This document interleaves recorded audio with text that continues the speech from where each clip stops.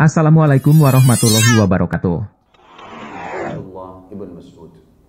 Dari dua buah hadis ini teman-teman sekalian, jadi muncul sebuah pertanyaan, siapa Abdullah bin Mas'ud ini? Bagaimana bisa baginda Nabi SAW menyebutkan kedua betisnya di timbangan hari kiamat lebih berat daripada gunung Uhud? Dan bagaimana bisa Nabi SAW menobatkan dia menjadi sumber inspiratif umat dan juga pencerah umat Islam dalam mengambil Al-Quran? Abdullah bin Mas'ud, saudaraku seiman, adalah Abdullah bin Mas'ud bin Ghafil Al-Khuzali, dan biasanya dikenal dengan Ibn Ummu Abd. Dan Ummu Abd sebenarnya adalah nama ibunya, karena ayahnya meninggal di masa jahiliyah, Mas'ud, dalam keadaan kufur tentunya, dan ibunya sempat hidup di masa Islam dan masuk Islam, maka dia dikenal dengan Ibnu Ummu Abd. Kemudian berubah setelah Islam, dikembalikan ke nama ayahnya Abdullah ibn Mas'ud radhiyallahu anhum ajma'in. Tentu Allah SWT karunia dia beberapa orang anak, tapi yang paling masyhur anaknya adalah Abdurrahman. Makanya dia diberikan julukan Abu Abdurrahman. Abdullah bin Mas'ud ini, saudaraku seiman, dulunya di Mekah orang yang tidak mampu, dan dia pengembala kambing. Tepatnya dia menjadi pengembala kambing di seseorang tokoh Mekah yang bernama Uqbah bin Abi Mu'aid. Tentunya Uqbah meninggal dalam keadaan kufur ya. Kalau tidak salah dia juga salah satu korban yang mati di Badr. Nabi SAW, teman-teman sekalian, sebelum jauh berbicara masalah Abdullah bin Mas'ud dan sahabat-sahabat yang mulia ini, telah mencetak manusia-manusia, mencetak Al-Quran, tapi bukan di lembaran seperti kita sekarang. Nabi SAW mencetak Al-Quran, teman-teman sekalian, di hati manusia, sehingga kader umat ini lahir. Dan ini sebenarnya yang kita butuhkan sekarang. Lembaran-lembaran kertas memang dibutuhkan dari satu sisi, supaya bisa dibaca seperti buku atau Al-Quran dalam bentuk mushaf. Tapi sayangnya tidak dicetak di dalam hati.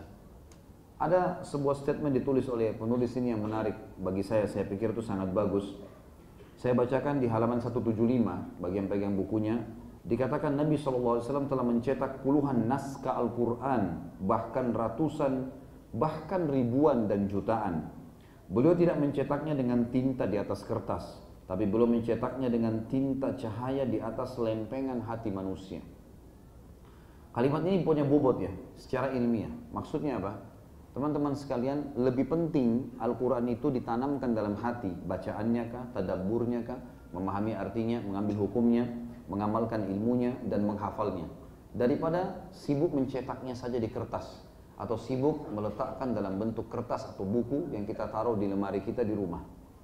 Itu boleh, tetapi ini yang penting, karena banyak orang di antara kita gonta-ganti beli mushaf, beli Quran, sebentar warna merah, sebentar warna hitam, sebentar warna ini, tapi tidak pernah dibaca, tidak pernah diambil hukumnya, tidak pernah diamalkan, karena tidak ditanamkan dalam hati.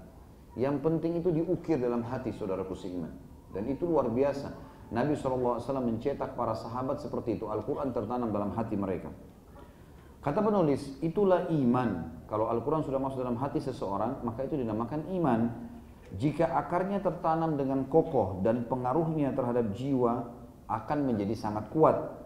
Ia memberikan kepada pemiliknya keyakinan yang tidak tergoyahkan.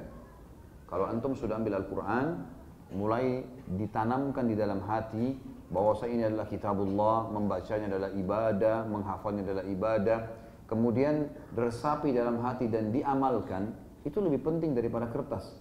Itu akan memunculkan bagi pemiliknya keyakinan yang tidak tergoyahkan, harapan yang tidak pernah padam, selalu motivasinya adalah optimis dan bukan pesimis. Motivasi yang tidak akan pernah berhenti dan tekad kuat yang tidak akan pernah mengendor. Ia menguasai dunia. Bagi orang yang hatinya sudah ada Al-Quran, ia menguasai dunia, tapi dunia tidak akan mampu menguasainya. Mengumpulkan harta, tapi harta itu tidak memperhambakannya. Segala kenikmatan meliputinya, tapi kenikmatan itu tidak menjadikannya sombong. Ujian menerpahnya, tapi ujian itu tidak mengalahkannya. Tekanan-tekanan kehidupan hanya menambah tekad di atas tekadnya dan kekuatan di atas kekuatannya, layaknya emas murni di mana panasnya api semakin menambah kejernian dan kemurniannya. Lalu beliau mengatakan, aku bertanya pada kalian semua pembaca, dengan nama Allah. Siapa yang percaya bahwa sekelompok orang yang berjumlah sedikit memakai perlengkapan minim dari Jazirah Arab, bajunya sederhana, alas kakinya sederhana, Persia dan Romawi sangat berkembang pesat pada saat itu. Mereka tidak mengenal filsafat Yunani, tidak pula modernitas Romawi, tidak mempunyai hikmah India, tidak memiliki keahlian Cina, bisa menguasai kendali dunia, mengambil alih kekuasaan kaisar dan meruntuhkan kekuatan Kisra, menebarkan agama baru dan peradaban baru di alam semesta hanya dalam kurang dari 1/4 abad.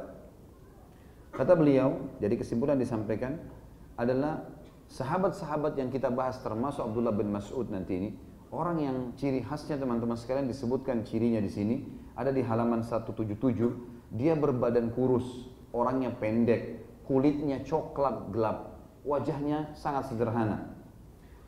Tapi di sisi lain dia menjalankan sunnah dengan berpakaian bagus dan berbau wangi. Dia menjadi hakim di Kufah dan Baitul Mal pada masa Umar bin Khattab dan juga awal pemerintahan Utsman bin Affan. Kecil fisiknya tidak berpengaruh masalah itu. Dan semua itu terjadi karena memang Al-Quran telah tertanam dalam hati dan terukir dalam hatinya, bukan hanya sekedar lembaran kertas. Dan Nabi SAW tanamkan masalah itu. Nanti akan kita sebutkan teman-teman sekalian bagaimana si Abdullah bin Mas'ud sampai bisa menguasai Al-Quran. Ya, dan luar biasa menjadi tokoh Al-Qurannya sahabat. Nabi SAW suruh semua sahabat yang hidup pada masa itu ambil Al-Quran dari Abdullah bin Mas'ud. Karena orangnya sangat luar biasa. Bagaimana dia bisa menanamkan dalam hatinya Al-Quran itu sendiri. Abdullah bin Mas'ud terkenal sebagai seorang imam ulama, sahabat, faqih dan juga ahli fikih. Dia sendiri faqih, dia ahli fikih atau faqih, ya. Dia menguasai hukum-hukum dan juga zuhudnya umat ini. Dia memiliki banyak sekali manaqib, kelebihan-kelebihan, namun sebelum menyebutkan manaqibnya teman-teman sekalian, kita akan masuk tentang kisah masuk Islamnya dulu. Abdullah bin Mas'ud radhiyallahu anhu pernah menjadi pengembala kambing oleh salah satu tokoh Mekah bernama Uqbah bin Abi Mu'aid, dan Ibnu Mas'ud orang yang sangat tulus bekerja, pengembala kambing. Lalu kemudian dia menceritakan suatu hari sebab masuk Islamnya, aku pernah mengembalakan dombanya Ibnu Mu'aid, atau tadi dikatakan Uqbah bin Abi Mu'aid. Kemudian lewatlah di gembalaan kami itu atau di gembalaanku itu Nabi SAW bersama Abu Bakar sebelum masuk Islam. Lalu kemudian Nabi SAW mengatakan, hai anak muda, apakah engkau memiliki susu? Maka dia mengatakan, aku tidak memiliki domba yang bisa mengeluarkan susu. Jadi ada sebenarnya kambing tapi tidak ada susunya. Kata Nabi SAW, tunjukkan kepadaku kambing betina yang belum pernah melahirkan. Justru di sini adalah mukjizat Nabi SAW. Maka Abdullah bin Mas'ud mengatakan, saya pun mendekatkan seekor domba betina yang belum digauli oleh pejantannya, belum pernah hamil. Kemudian Nabi SAW pun memegang bagian putingnya, tiba-tiba mengembang, kemudian diisi dengan susu yang banyak. Lalu Nabi SAW bersama dengan Abu Bakar dan aku pun ikut meminumnya. Setelah selesai, Nabi SAW mengatakan kepada puting kambing itu, mengempislah. Maka tiba-tiba saja mengempis dan seakan-akan belum pernah mengeluarkan susu sebelumnya. Melihat kejadian tersebut, Abdullah bin Mas'ud tertarik dengan Nabi SAW. Lalu bertanya, siapa anda ini? Ya. Siapa yang bersama dengan anda, Abu Bakar? Lalu Nabi SAW perkenalkan diri. Lalu Abu Mas'ud pun tercengang mendengarkan kalau ini adalah seorang Nabi. Lalu tanpa menunggu, dia pun langsung mencari tempat Nabi SAW, menanyakan alamat, lalu datang, kemudian mengatakan, ya Rasulullah, ajarkanlah kepadaku tentang perkataan yang anda sedang bawa. Maka Nabi SAW pun mengajarkan sambil berkata, engkau adalah anak yang terpelajar. Atau makna lainnya, kamu orang cerdas, kamu bisa belajar, silakan belajar Islam itu. Lalu Abdullah bin Mas'ud pun syahadat dan beliau mengatakan, aku telah mengambil 70 surah langsung dari mulut Nabi SAW dan tidak ada seorang pun yang menyaingiku. Ini kurang lebih kisah masuk Islamnya radhiyallahu anhu, dan kita akan masuk teman-teman ke manaqib, dan banyak sekali manaqibnya ini. Saya waktu tulis seperti sudah habis sebenarnya tinta pulpen untuk menulis manaqibnya atau kelebihan orang ini. Luar biasa radhiyallahu anhu, sahabat Nabi yang mulia, secara fisik ya bisa dikatakan sedang atau bahkan kurang, tetapi beliau menjadi ulamanya sahabat. Yang pertama teman-teman, dia adalah orang yang keenam masuk Islam. Dan ini sebuah fadilah. Orang yang keenam masuk Islam. Kemudian yang kedua, dia telah menghadiri semua peperangan baginda Nabi SAW, dan sudah cukup saja kalau dia sempat menghadiri Badr tahun 2 Hijriah. Dan kita sudah tahu semua yang hadir di Badr ya, dijamin surga dan diampuni segala kesalahannya kalaupun mereka melakukan setelah selesai Badr. Kemudian juga dia menghadiri perang Yarmuk sampai di zaman Umar bin Khattab, dan pada saat itu dia menjadi penanggung jawab terhadap pembagian ghanimah. Dan ini juga kedudukan yang sangat tinggi karena ini harus membutuhkan amanah. Dan perang Yarmuk kita sudah tahu terjadi di tahun 15 Hijriah pada saat ekspansi Islam ke negeri Syam, dan ini sudah saya jelaskan di kisah Umar radhiyallahu anhu ajma'in. Kemudian yang ketiga, beliau juga bertugas secara khusus, dan ini sebuah pelajaran juga teman-teman sekalian, kalau Nabi SAW itu memiliki pelayan-pelayan, dan tidak salah kalau seorang muslim memiliki banyak orang yang melayaninya. Nabi SAW itu punya pelayan khusus yang menyiapkan sendalnya pada saat beliau mau keluar SAW. Dan ini bukan istrinya, dari para sahabat. Ada yang menyiapkan siwaknya, ada yang menyiapkan pelana kuda dan untahnya, ada yang menyiapkan tempat duduknya SAW, ada yang menyiapkan pakaiannya. Jadi Nabi SAW memiliki banyak pelayan. Salah satu pelayan Nabi SAW yang selalu siap untuk mengurus siwak, sendal dan juga air wuduknya Nabi SAW adalah Abdullah bin Mas'ud. Dan ini disebutkan di buku kita di halaman 176 riwayatnya. Tentu teman-teman sekalian mungkin antum mengatakan siwak, sendal, apa kelebihannya? Ini bukan siwak sendalnya seseorang di antara kita ya, tapi siwak dan sendal Nabi SAW. Ini berarti kemuliaan, bisa melayani manusia terbaik, umat manusia ini semuanya. Dan Nabi, bahkan Iyas Al-Muzani radhiyallahu anhu rahimahullah, seorang ulama tabi'in, pernah diberikan apel dari tangannya Anas bin Malik radhiyallahu anhu, sahabat Nabi. Anas bin Malik pembantunya Nabi ya. Ini sudah pernah kita jelaskan biografinya dulu, sudah lewat tentunya. Anas bin Malik membantu Nabi SAW, dan beliau pernah memberikan hadiah di akhir hidupnya gitu kan, sebelum meninggal dunia, karena umurnya sampai 100 tahunan, dipanjangkan umurnya oleh Allah SWT sesuai dengan doa Nabi SAW. Lalu salah satu yang bertemu dengannya muridnya namanya Iyas Al-Muzani, tabi'in yang masyhur dengan ilmunya dan kecerdasannya, pernah dikasih apel oleh Anas bin Malik. Lalu Iyas Al-Muzani seorang ulama tabi'in, orang-orang tahu dia siapa, seorang alim.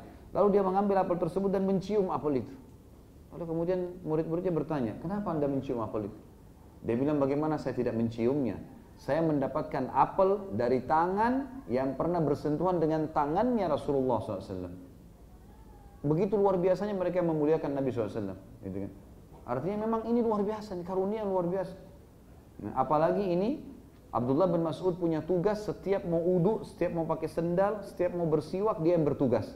Nabi tidak kasih yang lainnya, khusus dia saja yang urus itu. Maka siwak Nabi SAW dia yang potongin, dia yang bersihin, diambilkan siwak baru. Sendalnya selalu dia yang bersihin, dia yang tata setiap kali Nabi SAW mau keluar. Maka itu sebuah karunia, berarti dimanapun Nabi SAW melangkah, dia dapat pahalanya karena dia yang siapin sendalnya. Nabi SAW bersiwak dengan menggunakan itu, ada pahalanya. Abdullah bin Mas'ud juga panen. Wudu, setiap kali Nabi SAW mau sholat, maka dia yang siapkan air wudunya. Dia panen sholat Nabi SAW, dan Nabi SAW adalah Nabi serta imam kaum muslimin pada saat itu. Jadi ini fadilah memang. Bukan hanya sekedar masalah siapin sandal atau tempat wudhu, tapi semua ada fadilahnya.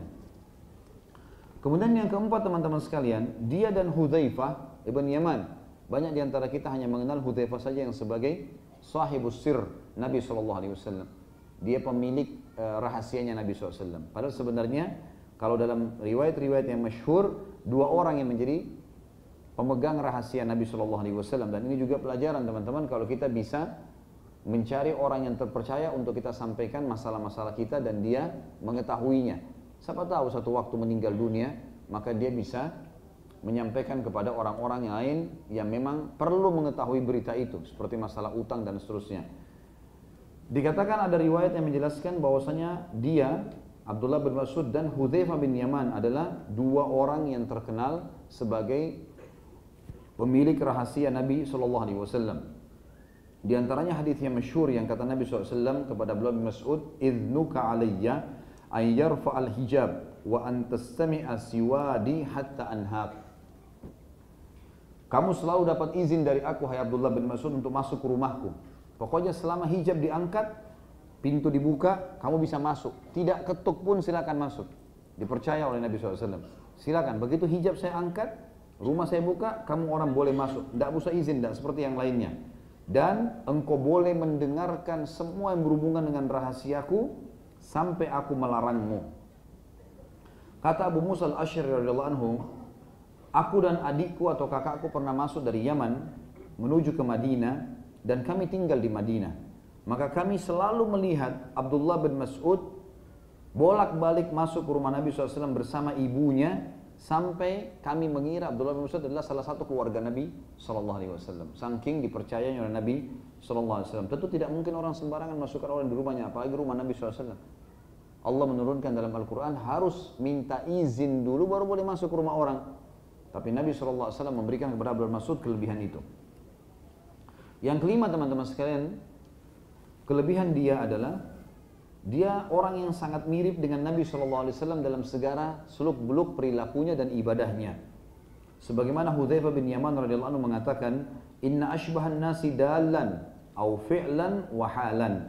Sesungguhnya orang yang paling mirip baik itu perilaku ataupun keadaan, wasamtan atau khusyuk dan kehusyuan dalam ibadah, wahadian dan petunjuk-petunjuk yang disampaikan oleh Nabi SAW, labnu ummi abdin hatta yakhruj ya, hatta yakhruja min baitihi ila an yarji ilaih. Orang yang paling mirip dengan Nabi SAW baik perilaku dan keadaan serta kehusyuan dalam ibadah dan segala macam petunjuk-petunjuk yang kami ketahui dari Nabi SAW adalah ibnu ummi abd. Ummi Abd nama ibunya, dinisbatkan Ibnu Mas'ud ke situ karena memang ayahnya meninggal dalam masa jahiliyah. Dan setelah itu dikembalikan ke Abdullah bin Mas'ud tentunya, sebagaimana saya bilang tadi. Kami mengetahui dia orang yang paling mirip dengan Nabi SAW dari pertama dia keluar rumahnya sampai dia kembali lagi ke rumahnya. La nadri ma yasna fi ahlihi idha khala. Yang kami tidak tahu dari Abdullah bin Mas'ud hanya kalau dia pulang ke rumahnya apa yang dia lakukan. Tapi kalau di luar, jalannya, pakaiannya, cara berbicaranya, ibadahnya, semuanya mirip Nabi SAW dan tidak ada yang menyerupai dia. Riwayat ini riwayat sahih riwayatkan Imam Bukhari. Kemudian juga dikatakan dalam riwayat yang lain, alimas sahaba anna Ibnu Mas'udin aqrabun nas wasilatan lin Nabi sallallahu alaihi wasallam. Hadis sahih riwayat Imam Ahmad. Semua sahabat sepakat bahwasanya Abdullah bin Mas'ud adalah orang yang paling dekat secara contoh, perilaku, ibadah kepada Nabi SAW, sehingga para sahabat berlumba-lumba untuk mencontohi perilakunya. Padahal Abdullah bin Mas'ud waktu itu masih muda ya, masih banyak sahabat yang lebih tua.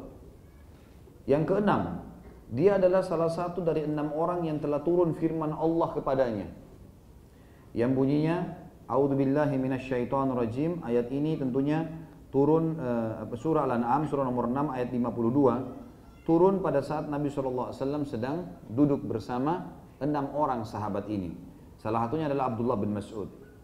A'udzubillahi minasyaitonirrajim wa la tatrudil ladzina yad'una rabbahum bil ghadati wal 'ashyi yuriduna wajha ma 'alaika min hisabihim min syai' wa ma min hisabika 'alaihim min syai' fatatrudahum fatakuna minadh dhalimin. Waktu Nabi SAW lagi duduk dengan 6 orang ini, datang beberapa tokoh-tokoh Quraisy yang kaya-kaya, Abu Jahal, Abu Lahab, datang semua dan mereka berkata, "Hai Muhammad, apakah kamu mau kami dengar apa yang kamu sampaikan? Kami jadi pengikutmu?" Kata Nabi SAW, "Tentu saja." Kata mereka apa? "Keluarkan orang-orang ini. Ini orang-orang semua budak-budak, orang miskin, keluarkan dari depan. Maka kami akan duduk mendengarkan." Waktu itu sempat Nabi SAW berpikir untuk memberdirikan 6 orang ini, gitu kan? Kemudian diganti oleh tokoh-tokoh Quraisy. Namun Nabi SAW batalkan karena turun firman Allah ini. Dalam surah Al-An'am, surah nomor 6 ayat 52. Dan janganlah engkau hai Muhammad memberdirikan orang-orang yang selalu menyebut-nyebut nama Tuhan mereka berzikir di pagi dan sore hari.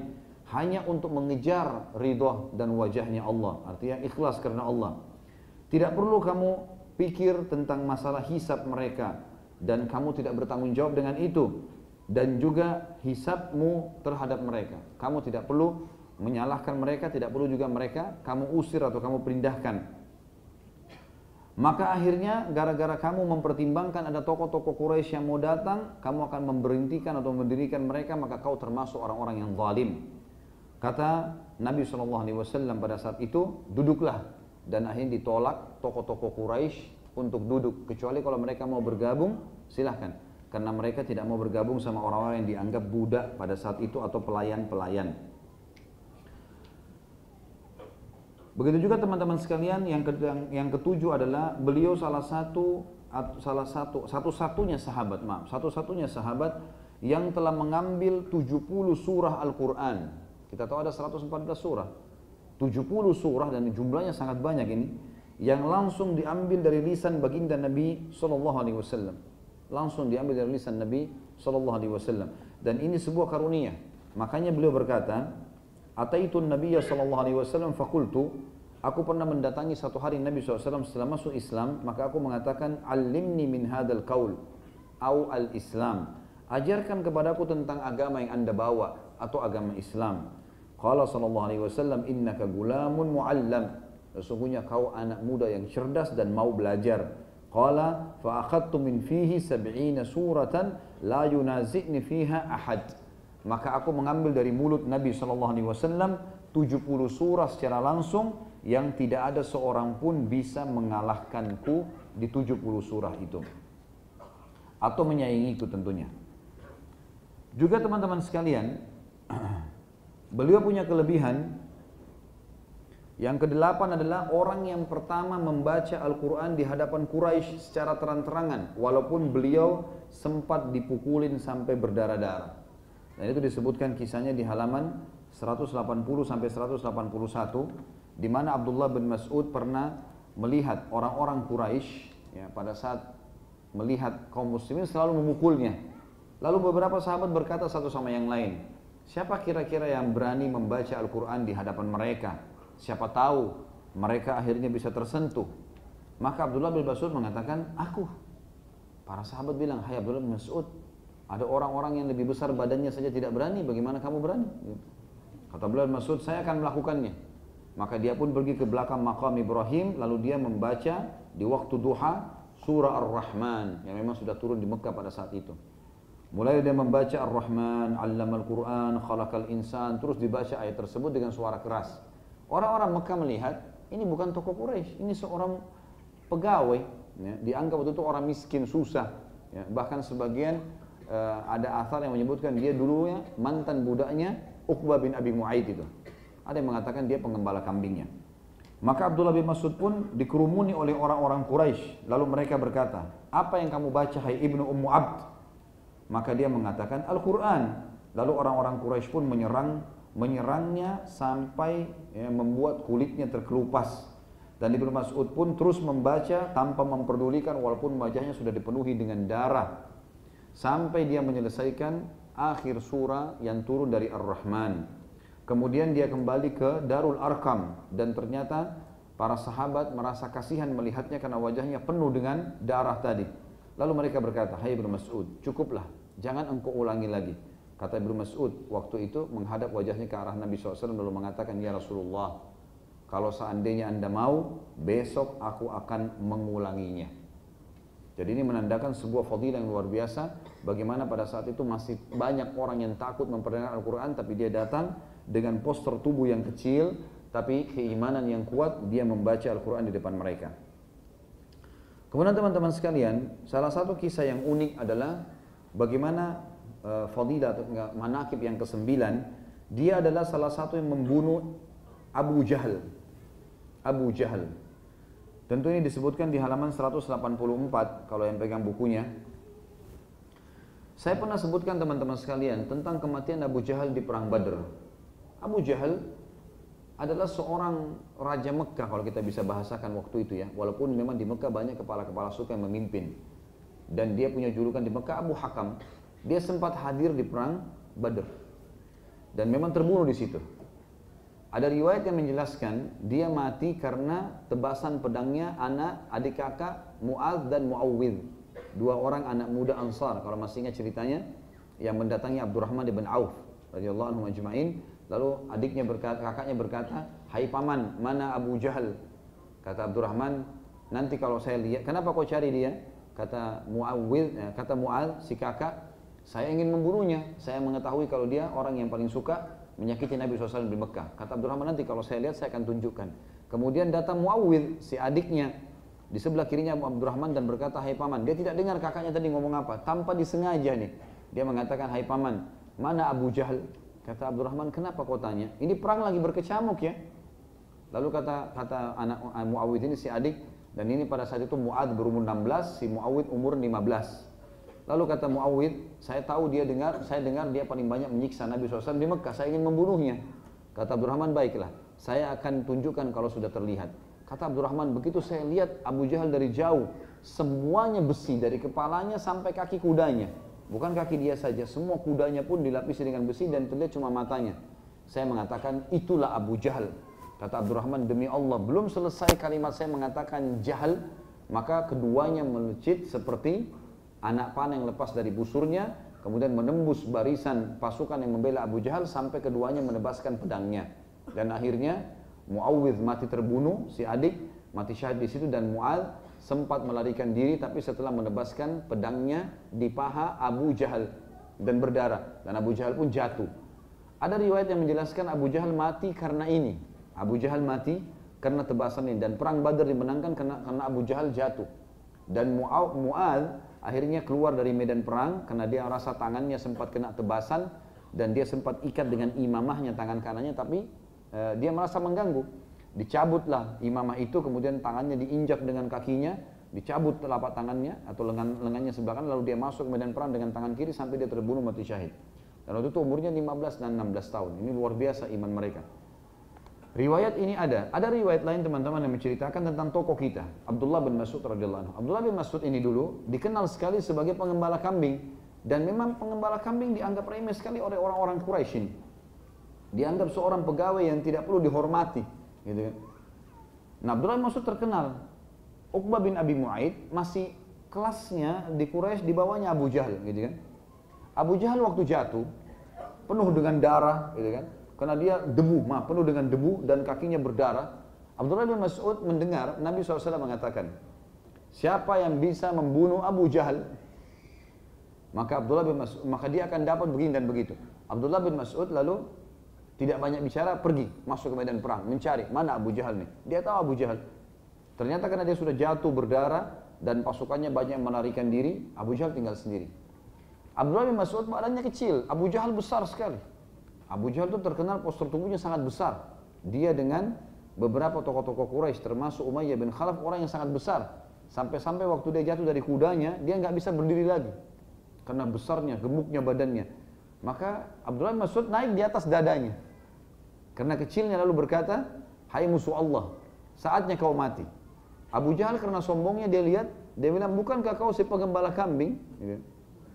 Kata Abdullah bin Mas'ud, iya, saya pengembala kambing, hai musuh Allah, yang akan memenggal lehermu.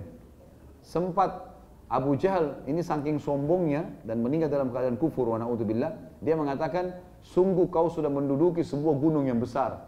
Artinya salah duduk kamu ini. Bukan di sini tempatnya. Bukan kau yang bunuh saya, gitu kan? Maka Abdullah bin Mas'ud pun mengambil pedangnya lalu mengiris, memotong leher Abu Jahal dan membawanya ke hadapan Nabi SAW. Baik teman-teman, muncul pertanyaan kecil. Kenapa kok membunuh Abu Jahal sebuah nilai istimewa? Musuhnya Allah. Satu-satunya orang kafir di zaman Nabi SAW yang diberikan julukan Fir'aunnya umat ini, Abu Jahal, gitu kan? Dan makin jahat orang-orang kafir itu, maka makin besar pahala kalau membunuhnya, gitu. Ini kita bicara di kancah peperangan, gitu kan. Maka punya fadilah tersendiri. Misal ada seorang kesatria, dia ahli pedang, dia ahli perang segala macam, maka ada muslim yang membunuhnya. Ini beda dengan membunuh prajurit biasa. Kedudukannya berbeda, pahalanya pun berbeda. Apalagi ini Abu Jahal, dan setelah dia meninggal betul-betul memang pasukan Quraisy terkalahkan. Maka fadilah membunuh Abu Jahal ada. Dan itu yang disebutkan Abdullah bin Mas'ud melakukan itu kepada Abu Jahal. Tentu di sini disebutkan oleh Al-Hafidh Ibnu Hajar dalam Fathul Bari, Sahih Bukhari, menjelaskan tentang masalah kejadian ini. Mengatakan semua dari kalangan, kesimpulannya ya, semua di kalangan sahabat yang terlibat ini, Mu'ad, Muawwidh, dan Abdullah bin Mas'ud, semuanya ini terlibat dalam pembunuhan Abu Jahal. Kalau kita gabungkan, kedua sahabat tadi yang masih muda, memang sempat melukai Abu Jahal, dan mereka pasti akan mendapatkan pahala itu, dan Abdullah bin Mas'ud yang mengeksekusi terakhir. Yang ke-10 teman-teman sekalian, dia adalah salah satu dari 4 orang yang diperintahkan oleh Nabi SAW untuk mengambil Al-Quran darinya. Dan ini kalau yang pegang bukunya ada di halaman 185, tapi saya bacakan hadisnya. Kata baginda Nabi SAW, Istaqri'ul Qur'ana min arba'ah. Istaqra'ul Qur'ana min arba'ah. Kalian harus belajar, baca, store bacaan, store hafalan Al-Quran dari 4 orang. Disebutkan yang pertama, min Abdullah bin Mas'ud. Dari Abdullah bin Mas'ud. Maka dimulai dari dia. Kemudian Salim Maula Abi Hudzaifah. Sudah kita pernah sebut biografinya orang ini. Kemudian datang yang ketiga Ubay bin Ka'ab. Dan yang keempat Mu'adz bin Jabal. Hadis Bukhari, hadis Muslim, dan juga hadis riwayat Tirmidzi. Dan ini sebuah fadilah. Berarti memang semua sahabat waktu itu harusnya mengambil Al-Quran yang paling pertama dari Abdullah bin Mas'ud. Bahkan ada riwayat yang menjelaskan ketiga sahabat yang lain pun ini seperti Mu'adz bin Jabal, Salim Maula Abi Hudzaifah, dan Ubay bin Ka'ab juga seringkali mengambil bacaan dari Abdullah bin Mas'ud. Artinya semua Al-Quran sekarang yang menyebar di kita itu dipanen pahalanya Abdullah bin Mas'ud. Karena dia duduk bersama Nabi SAW, dia fokus mempelajarinya, dan ini tadi saya janjikan teman-teman bagaimana dia bisa ya, tertanam Al-Quran dalam dirinya, karena dia datang kepada Nabi SAW secara langsung, dia paksakan waktunya ya, dan dia kerahkan energinya lalu belajar Al-Quran, lalu dia hafal, sehingga dia menjadi pioner di situ. Dan ini sebuah poin yang banyak diluputkan oleh orang. Kita kalau menjadi pionir, kita lakukan satu perbuatan baik sama orang lain sama-sama, dapat pahala sama-sama. Tapi kalau kita pionirnya, menjadi contohnya, suri tauladannya, maka kita bisa panen pahala orang lain. Dan ini berarti teman-teman sebuah fadilah. Karena semua sahabat belajar Al-Quran dari Abdullah bin Mas'ud. Mengambil langsung dari beliau. Dan beliau mengambil 70 surah, tidak terkecuali semuanya langsung dari mulut Nabi SAW. Dan dia ajarkan kepada para sahabat. Artinya masih tersisa kurang lebih beberapa surah saja yang memang masih bergabung di antara sahabat dalam masalah mengambil dari Nabi SAW. Kemudian Abdullah bin Mas'ud juga berkata, Wallahi alladhi la ilaha ghairuh, demi Allah yang tidak ada Tuhan yang berhak disembah kecuali Dia, ma unzilat suratun min kitabillah, tidak pernah turun satu surah dari kitabnya Allah Al-Quran, illa ana a'lamu aina unzilat, kecuali saya lah orang yang paling tahu di mana diturunkan. Walima unzilat, dan kenapa diturunkan. Wala unzilat ayatun min kitabillah illa ana a'lamu mimman unzilat, dan tidak pernah ada ayat Al-Quran turun kecuali saya tahu, saya paling tahu ke siapa turunnya ayat itu, siapa yang dimaksud. Walau a'lamu ahadan a'lam minni bi kitabillah, kalau seandainya saya tahu ada orang yang lebih faham daripada saya berhubungan dengan Al-Quran, tablughuhul ibil, yang bisa dijangkau dengan perjalanan unta, la rakibtu ilai, maka pasti saya akan datang mendatanginya.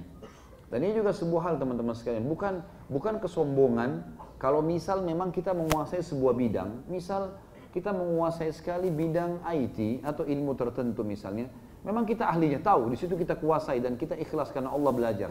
Tidak ada salahnya kita mengatakan, saya menguasai bidang ini.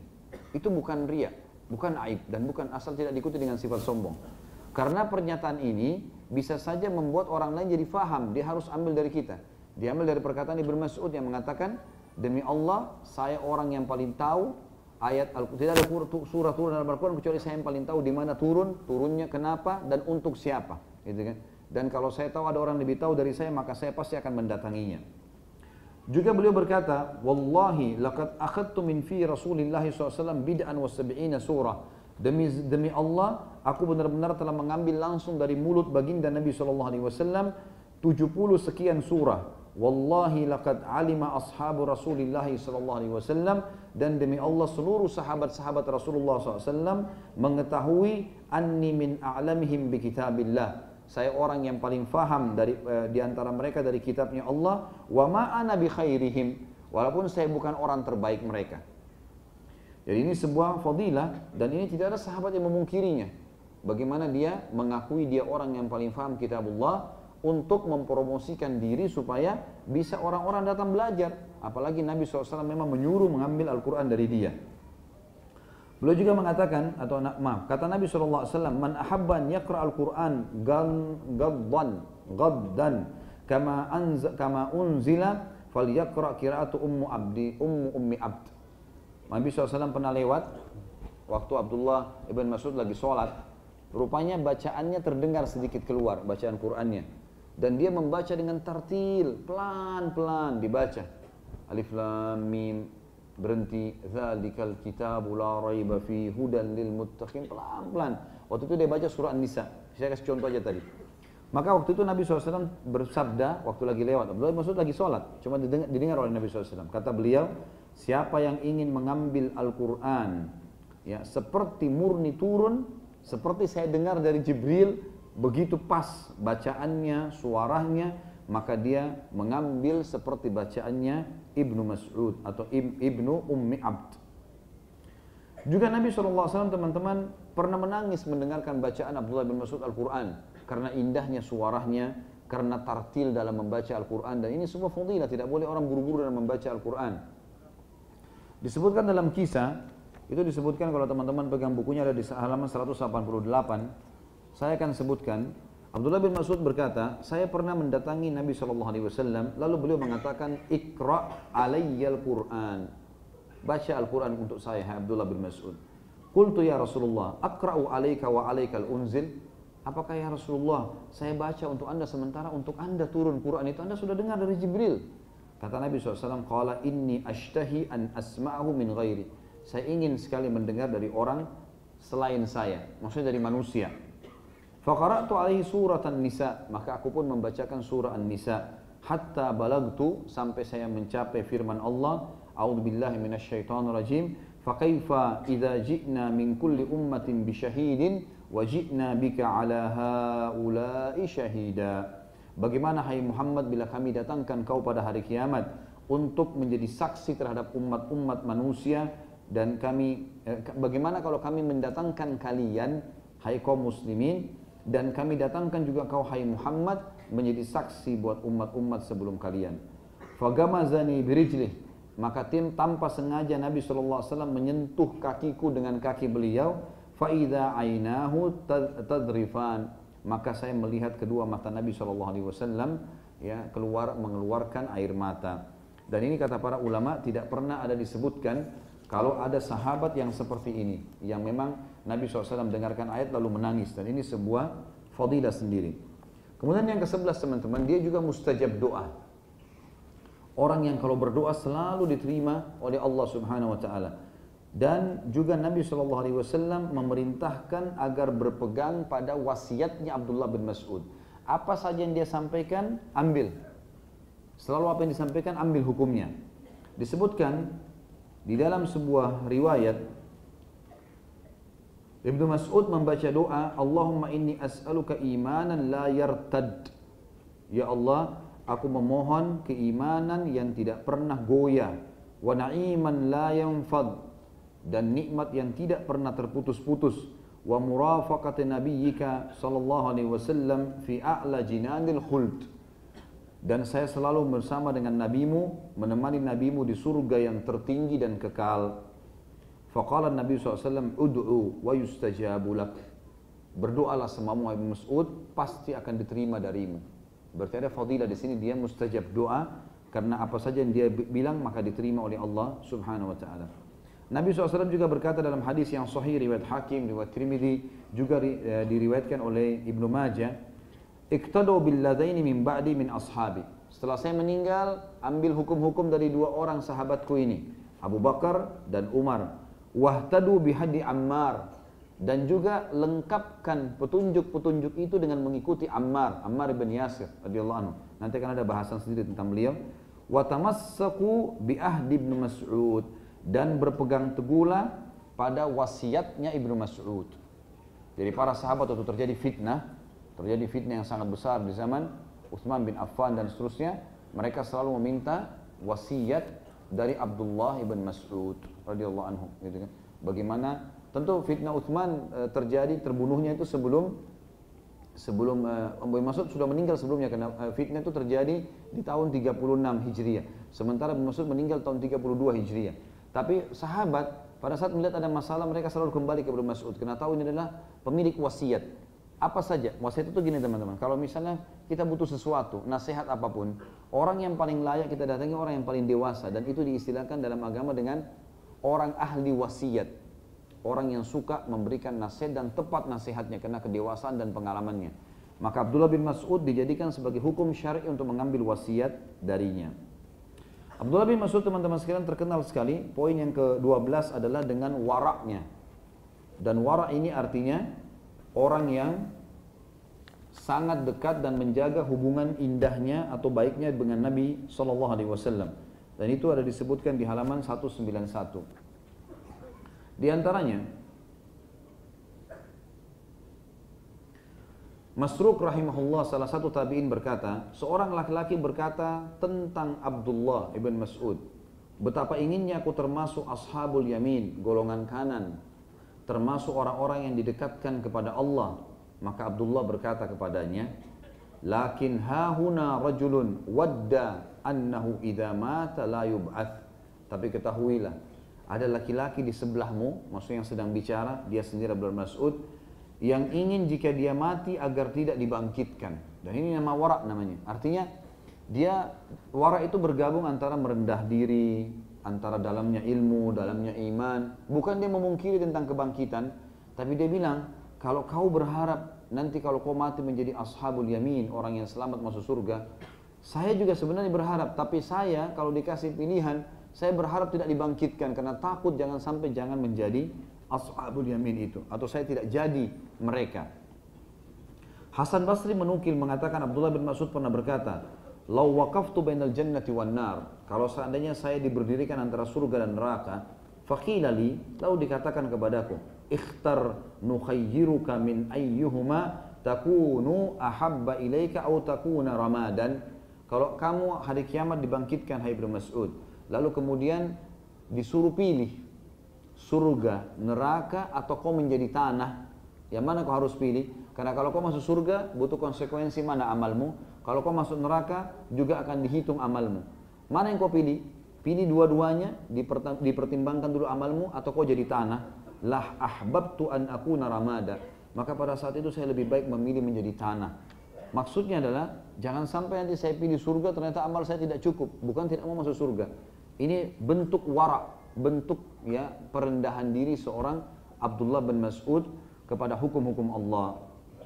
Abu Wa'il rahimahullah juga berkata, Abdullah bin Mas'ud berkata, aku berharap Allah mengampuni satu dosa dari dosa-dosaku dan nasabku tidak diketahui. Ini semua kalimat-kalimat warak, artinya aku berharap kalau semua dosaku ada, lalu aku beristighfar kepada Allah dan aku tahu ada satu saja dosa yang dimaafkan oleh Allah, itu sudah cukup. Aku sudah luar biasa bersyukur kepada Allah. Bukan maksudnya tidak mau diampuni dosanya, bukan. Tapi dia tidak tahu sekarang. Dia tinggal harus menjalankan.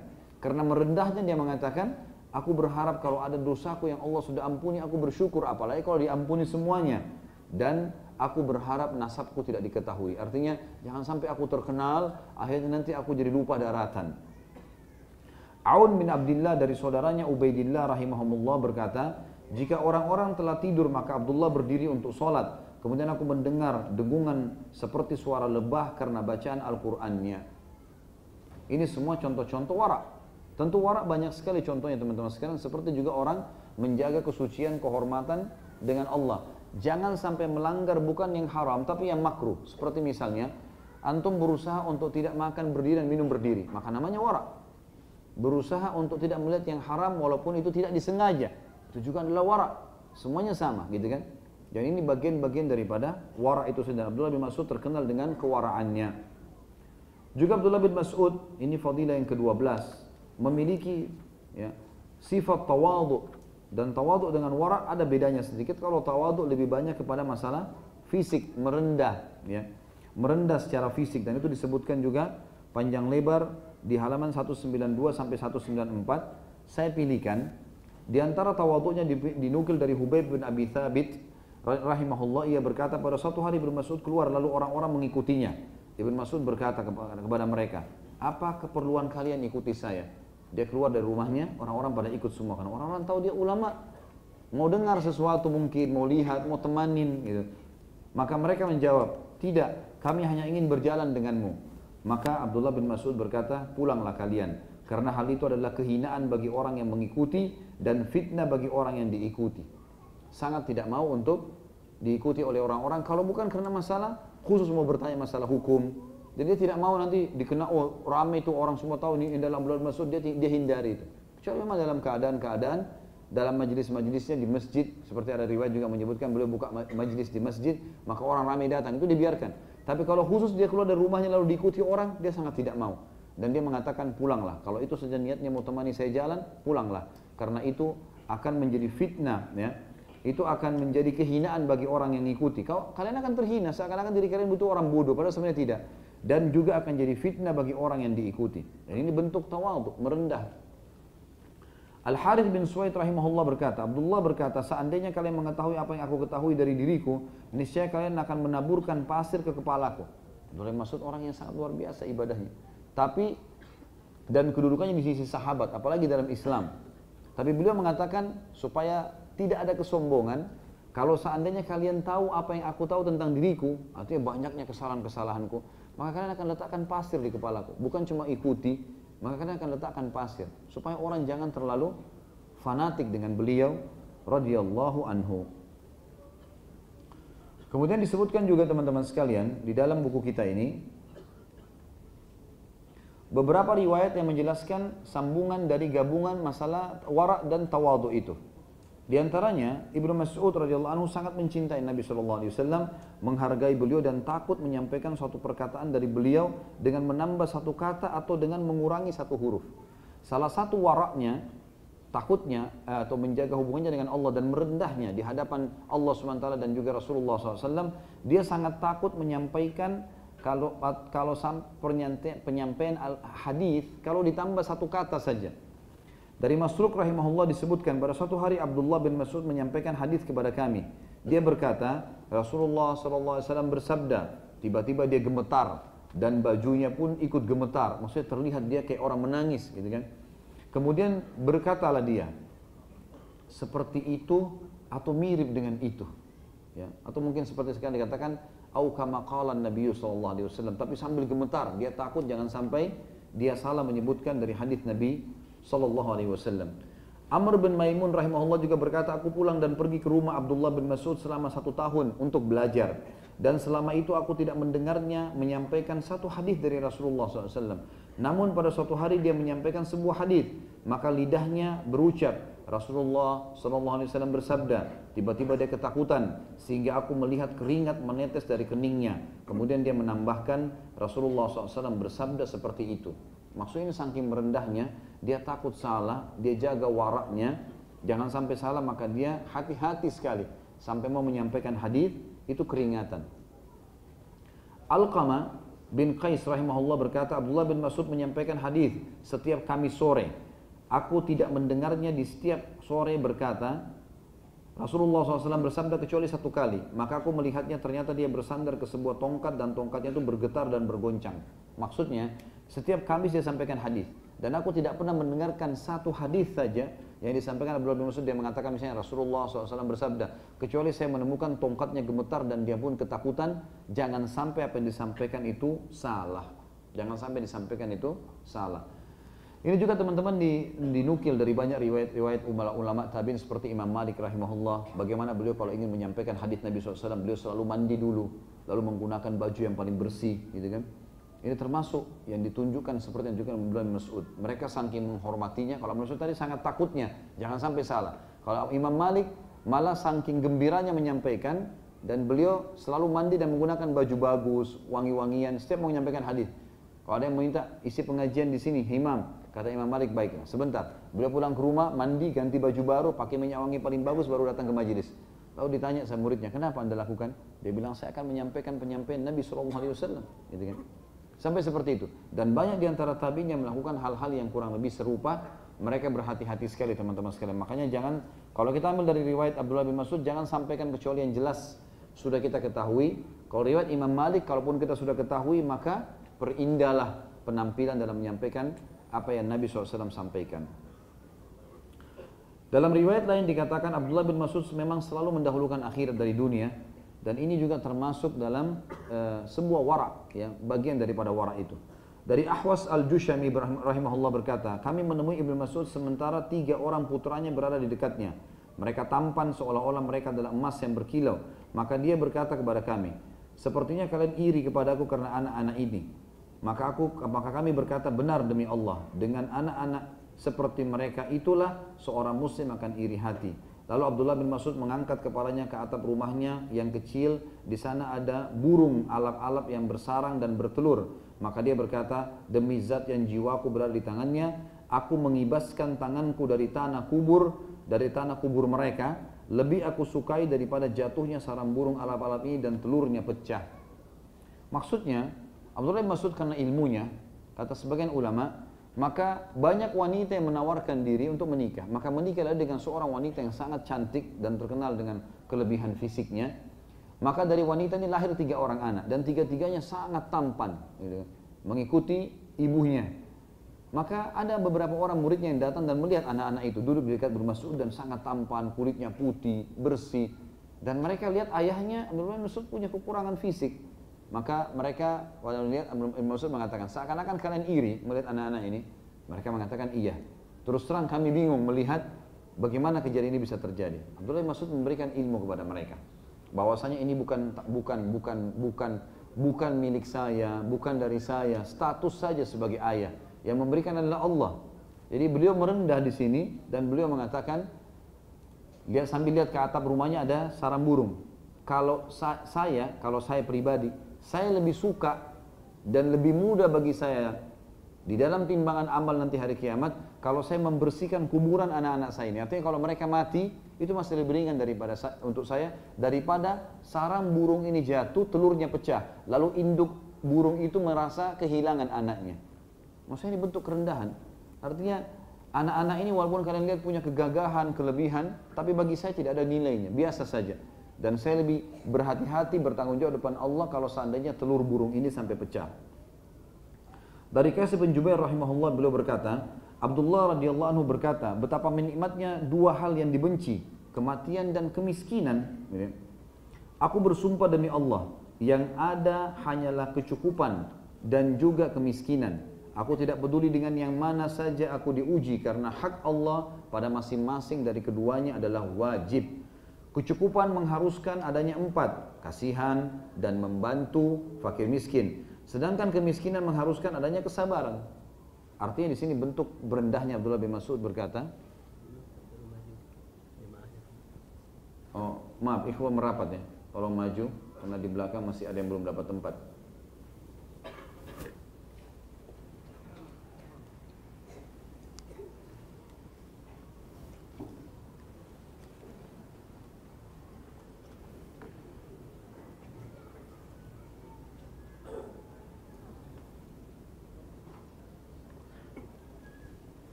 Abdullah bin Mas'ud radhiyallahu anhu, beliau menyampaikan kalimat ini, artinya coba merendah dan coba berusaha. Yang akhwat juga tolong, akhwatnya juga di belakang, tolong merapat karena di belakang, di luar akhwatnya sudah ada yang tidak dapat tempat. Tolong merapat kerjasamanya, makasih.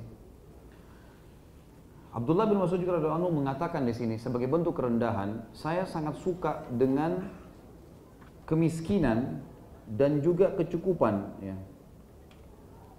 Kematian dan kemiskinan. Kematian dan kemiskinan. Jadi banyak orang yang benci dengan 2 hal ini. Takut mati, takut miskin. Abdullah bin Mas'ud malah mengatakan, saya sangat suka dengan 2 hal ini. Kematian dan kemiskinan. Karena kematian itu akan selalu membuat seseorang berhati-hati dalam melangkah, sehingga dia hanya menikmati apa yang diperintahkan, apa yang dihalalkan, dan meninggalkan dilarang. Dan kemiskinan akan mengetahui nilai daripada nikmat yang sedang diberikan. Sehingga dua hal ini semestinya jangan dibenci. Seperti itulah kurang lebih wasiat Abdullah bin Mas'ud radhiyallahu anhu. Abdullah bin Mas'ud, teman-teman sekalian, memiliki kedudukan yang sangat tinggi di kalangan para sahabat, ya. Sebagaimana juga di kalangan Nabi SAW, di hadapan Nabi SAW, ya. Sebagaimana sudah kita sebutkan hadisnya tentang masalah betisnya yang lebih berat dari gunung Uhud di timbangan amal hari kiamat, disuruh ambil Al-Quran darinya, disuruh ambil wasiat darinya. Ini semua adalah kelebihan yang dimiliki. Tapi ada fadilah yang lain adalah yang ke-14, teman-teman sekalian, setelah kita jelaskan tadi tawadhu'nya, poin 13 dan poin 12 waraknya, maka poin ke-14 adalah kedudukannya di sisi para sahabat dan bagaimana para sahabat memuji keilmuan Abdullah bin Mas'ud. Disebutkan di halaman 194, Ibnu Mas'ud di zaman Khalifah Umar bin Khattab ditunjuk menjadi penulis surat ke penduduk Kufah. Kemudian isi surat itu disuruh Abdullah bin Mas'ud bawa ke sana, ke negeri Kufah. Dan Kufah ini, teman-teman, di Irak, wilayah yang banyak sekali fitnah pada saat itu. Jadi banyak fitnah, dan kita tahu terbunuhnya kasus perang Jamal, perang Unta terjadi antara Ali dengan Aisyah radhiyallahu anha ajma'in, antara Ali sama Muawiyah, semua terjadi karena penduduk wilayah Irak terutama Kufah ini. Ini jadi masalah. Maka butuh orang yang luar biasa bisa menguasai mereka, bisa menasihatin mereka. Umar bin Khattab waktu itu dengan sangat tegas, dia cari orang, siapa kira-kira yang paling tepat. Dipilihlah Abdullah bin Mas'ud. Lalu isi suratnya kepada penduduk Kufah, sesungguhnya aku telah mengutus Ammar kepada kalian sebagai gubernur. Ammar bin Yasir jadi gubernur, gitu kan. Dan Ibnu Mas'ud sebagai pendidik dan pendukung, pengawas. Keduanya termasuk sahabat Muhammad yang terpilih dan termasuk sahabat yang ikut dalam perang Badar. Dengarkanlah kata-kata mereka berdua dan teladanilah keduanya. Aku mementingkan kalian dengan Abdullah bin Mas'ud daripada diriku sendiri. Kata para ulama, Umar bin Khattab melihat bukan dia yang pergi ke sana, padahal dia khalifah dan dia mampu melakukannya dan dia adalah contoh yang baik, tapi dia menunjuk Abdullah bin Mas'ud sebagai pengajar di situ, pengawas dan harus diikutin. Ammar bin Yasir pun sebagai gubernur mengikuti Abdullah bin Mas'ud dalam keputusan. Kalau kita seperti hakim, dan Umar mengatakan, aku lebih mendahulukan Abdullah bin Mas'ud dari diriku sendiri. Orang-orang Kufah sangat mencintai Abdullah bin Mas'ud setelah dia datang, dan akhirnya mereka mengambil ilmu. Dan setelah Abdullah bin Mas'ud datang, terjadi perubahan total di Kufah, karena dia datang dengan ilmunya. Dan satu hari, disebutkan Zaid bin Wahab rahimahullah berkata, aku sedang duduk bersama Umar bin Khattab, tiba-tiba Ibnu Mas'ud datang, dan hadirin hampir-hampir menutupinya dan menghalangi Umar bin Khattab. Umar bin Khattab lagi duduk, khalifah. Dia datang dari Kufah, pas tiba di Madinah, mau salaman sama Umar, tiba-tiba orang kerumunin semua. Umar bin Khattab ditinggalkan pada saat itu oleh orang-orang, mengurumuni Abdullah bin Mas'ud. Karena dia pendek, pada saat itu ya, kondisinya pendek, fisiknya, maka Umar bin Khattab sempat tersenyum ketika melihatnya. Umar mulai berbicara kepadanya dan wajahnya berbinar karena gembira melihat Abdullah bin Mas'ud. Orang ini secara fisik punya kekurangan tapi luar biasa dikerumuni sama orang, disukain dan seterusnya. Maka pada saat itu Umar pun bercanda dengannya sementara dia berdiri di hadapannya. Kemudian Ibnu Mas'ud beranjak pergi, maka Umar memandang ke arahnya sambil berkata, Umar berkata, "Kunaifun muli'a ilman." Dalam riwayat lain dikatakan kunaifun muli'a fikhan. Sungguh orang yang baru keluar ini, ketahuilah, dia bejana yang penuh dengan ilmu. Dan yang lain dikatakan dia bejana yang penuh dengan pemahaman. Dan ini perkataan Umar. Dan perlu kita tahu teman-teman, waktu kita bahas masalah Umar bin Khattab, saya pernah jelaskan, baginda Nabi SAW pernah mimpi dalam hadis Bukhari Muslim, melihat Umar berpakaian yang panjang, gitu kan. Maka kata para sahabat, ya Rasulullah, apa anda takwilkan? Kata Nabi SAW, ilmu. Di zaman Nabi SAW orang banyak datang kepada Umar bin Khattab bertanya. Di zaman Abu Bakar juga begitu, dia jadi penasihatnya Abu Bakar. Di zaman khilafahnya dia menjadi penentu keputusan. Tapi khusus Abdullah bin Mas'ud ditunjuk oleh Umar mendahului dirinya. Bahkan dia memuji Abdullah bin Mas'ud, dan ini sebuah kelebihan yang luar biasa yang dimiliki oleh Abdullah ibn Mas'ud radhiyallahu anhum ajma'in. Kata penulis, silakan Anda renungi peristiwa yang menakjubkan berikut ini. Dari Asy-Sya'bi rahimahullah, ini tepatnya Asy-Syu'bi ya. Ia berkata, mereka menyebutkan bahwa Umar bin Khattab bertemu dengan sekelompok musafir dalam suatu perjalanan. Di antara mereka ada terdapat Abdullah bin Mas'ud. Lalu Umar memerintahkan seseorang untuk bertanya, sengaja mau menguji dalam kafilah itu yang mau pergi. Umar tahu di situ ada Abdullah bin Mas'ud. Coba uji keadaan ilmiahnya gini. Maka dia bertanya, orang itu yang diutus oleh Umar bertanya, dari mana kalian? Lalu Abdullah yang menjawab, kami datang dari jalan yang lebar. Maka Umar bertanya, kalian hendak kemana? Abdullah menjawab, ke Baitul Atiq, ke Ka'bah. Umar berkata lagi, di antara mereka terdapat seorang ulama. Lalu orang itu bertanya, kalian mau kemana? Kata Abdullah, ke Baitul Atiq. Lalu orang ini kembali dan berkata pada Umar, jawabannya seperti ini ya Amir Mukminin. Lalu Umar bertanya, apakah di antara mereka ada ulama? Lalu Umar memerintahkan seseorang lagi, suruh bertanya, Al-Quran apa yang paling agung? Coba tes lagi, tanyain. Maka Abdullah yang menjawab, karena Abdullah bin Mas'ud ada di situ. Dia mengatakan, Allahu la ilaha illa huwal hayyul qayyum. Ayat kursi surah Al-Baqarah 255. Allah yang tidak ada Tuhan yang berhak disembah kecuali Dia, dan Dia selalu hidup dan mengurusi makhluknya. Lalu Umar berkata lagi, suruh bertanya lagi, Al-Quran apa yang paling kokoh sekali? Ayat apa yang paling kokoh? Kalau kita pelajari, kita akan bisa hidup tentram. Maka Abdul Mas'ud menjawab mengatakan surah An-Nahl ayat 90, A'udzubillahi minasyaitonirrajim, innallaha ya'muru bil adli wal ihsan. Sesungguhnya Allah menyuruh selalu berlaku adil dan berbuat kebajikan. Umar bertanya lagi. Orang ini ada di situ lalu disuruh lagi Umar. Umar suruh tanya lagi, tanyakan lagi pada mereka, Al-Quran apa yang paling menyeluruh? Maka Ibnu Mas'ud yang menjawab surah Al-Zalzalah ayat 7 sampai ayat 8, A'udzubillahi minasyaitonirrajim, faman ya'mal mithqala dzarratin khairan yarah. Wa may ya'mal mithqala dzarratin syarran yarah. Siapa yang mengerjakan kebajikan sebesar zarrah pun, maka pasti dia akan melihatnya. Ini ayat yang paling luas, menyeluruh. Apapun amal baik yang kamu kerjakan, kecil atau besar, sembunyi atau terang-terangan, pasti kau akan lihat. Dan barang siapa yang mengerjakan kejahatan sebesar zarrah, maka pasti dia akan melihatnya. Umar lalu berkata pada orang itu, utusannya, tanyakan lagi. Tanyakan kepada mereka, Al-Quran apa yang paling menakutkan? Ayat apa yang paling wajar untuk ditakuti? Dan orang ini bolak-balik ya, dari kafilah itu dia tanya. Abdullah bin Mas'ud tidak tahu kalau yang bertanya Umar bin Khattab, Umar yang memutusnya. Orang ini balik lagi menyampaikan jawaban, lalu kemudian bertanya lagi, begitu terus. Umar bilang, tanyakan lagi, ayat Al-Quran apa yang paling menakutkan?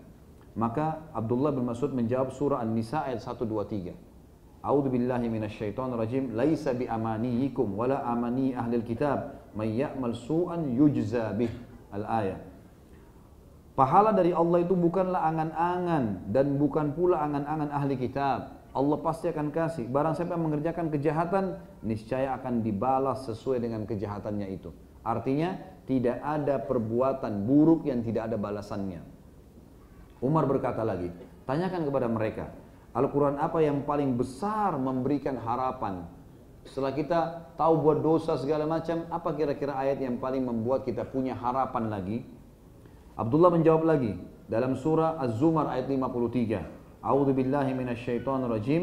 Qul ya ibadiyalladzina asrafu ala anfusihim la taqnatu min rahmatillah. Al-ayat. Katakanlah wahai hamba-hambaku yang melampaui batas, kata Allah, terhadap diri mereka. Dosanya sudah susah untuk dihitung, berat sekali. Mungkin semua dia sudah lakukan, sudah membunuh, sudah judi, sudah berzina, sudah berdusta, segala macam. Janganlah kalian putus asa dari rahmat Allah. Lanjutan ayat, innallaha yaghfiru dzunuba jami'a, karena Allah mengampuni semua dosa-dosa. Maka Umar berkata, tanyakan kepada mereka, apakah ada di antara mereka Abdullah bin Mas'ud? Maka mereka pun, kelompoknya Abdullah bin Mas'ud ini mengatakan iya. Yang menjawab tadi adalah Abdullah ibn Mas'ud. Maka kata Umar, pantas bisa terjawab. Nah. Dari Habab bin Juwain rahimahullah, beliau berkata, ketika Ali datang ke Kufah, jadi di antara sahabat ini ada yang terkenal memang ulamanya, Umar bin Khattab, Abu Bakar, Uthman, Ali, ini 4 khulafaur rasyidin sudah jelas mereka adalah orang-orang yang terkenal dengan ulamanya sahabat. Tapi ada yang lainnya, Abdullah bin Mas'ud, Abdullah bin Umar dan seterusnya. Nah 4 orang ini, Abu Bakar, Umar, Uthman, Ali, di antara 4 khulafa yang paling suka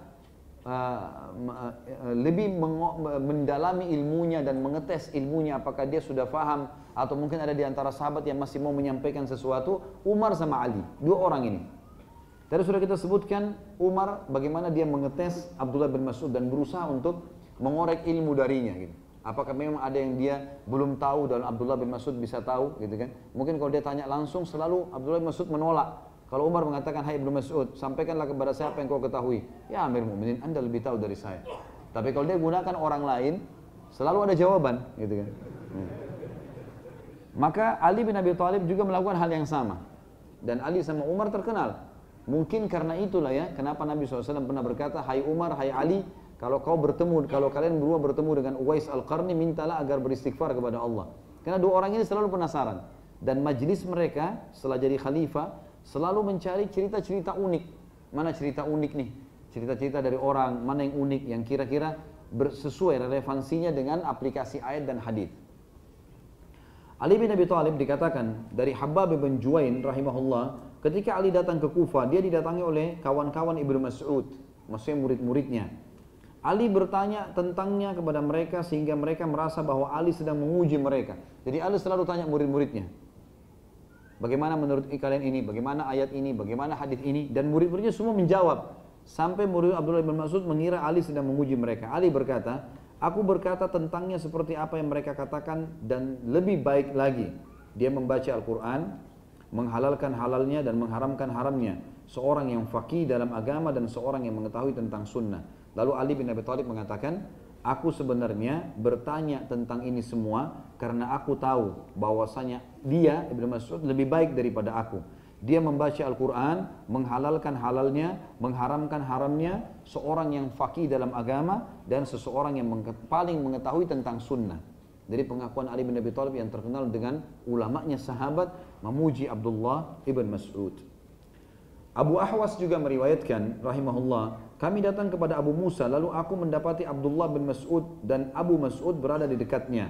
Abu Musa al-Asy'ari sempat jadi gubernur, tadi kita sudah sebutkan di Kufah. Abdullah bin Mas'ud sebagai penasehat. Ketika itu mereka sedang melihat mushaf. Lalu kami berbincang sesaat.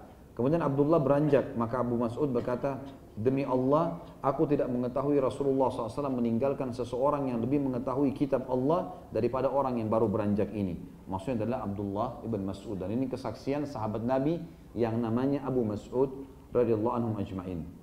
Dari Tamim ibn Hazlam rahimahullah dia berkata, aku bergaul dengan sahabat-sahabat Nabi SAW, Abu Bakar dan Umar. Aku tidak melihat seseorang yang lebih zuhud terhadap dunia dan lebih berharap akhirat, di mana aku sangat ingin menjadi sepertinya daripada dirimu, wahai Ibnu Mas'ud.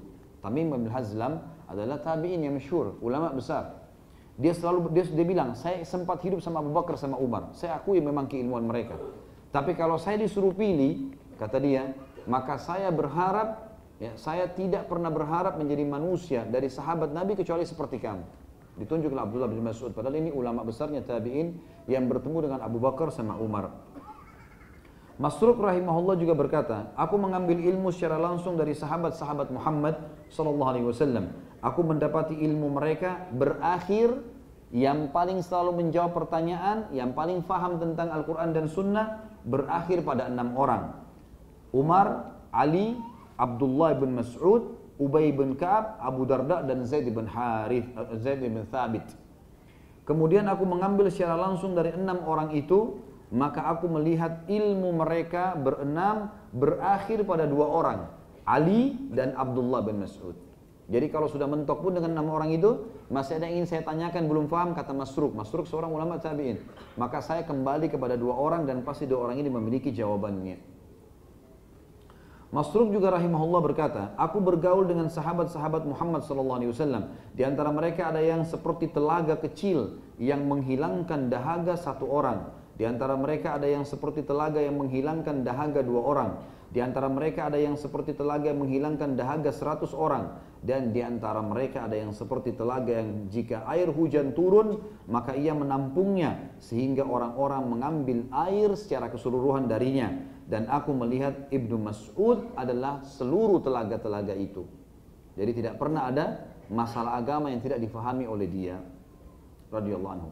Dari Abu Ishaq rahimahullah berkata, aku mendengar Abul Ahwas rahimahullah berkata, aku melihat Abu Musa dan Abu Mas'ud ketika Ibnu Mas'udin, Abdullah bin Mas'ud wafat, salah seorang dari keduanya berkata kepada yang lain, apakah menurutmu dia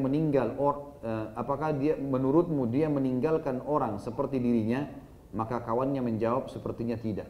Jadi Abu Mas'ud berkata kepada temannya Abu Musa al-Asy'ari, dua-duanya sahabat Nabi. Abu Musa al-Asy'ari pada saat itu gubernur Kufah, Abu Mas'ud lagi datang ke sana. Abdullah bin Mas'ud jadi penasihat di Kufah. Meninggallah Abdullah bin Mas'ud tahun 32 Hijriah. Maka dua-duanya waktu dimakamkan, Abdullah bin Mas'ud berkata satu sama yang lain, ada enggak orang kira-kira yang seperti orang yang meninggal ini sekarang? Yang dia tinggalkan, muridnya kah, temannya kah? Maka mereka saling menjawab satu sama yang lain, sepertinya tidak.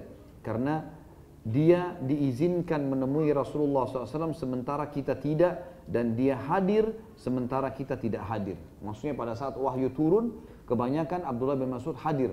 Yang dimaksud tadi dengan 70 surah itu, pas turun Abdullah bin Mas'ud ada di situ, langsung mendengarkan dari murid Nabi SAW.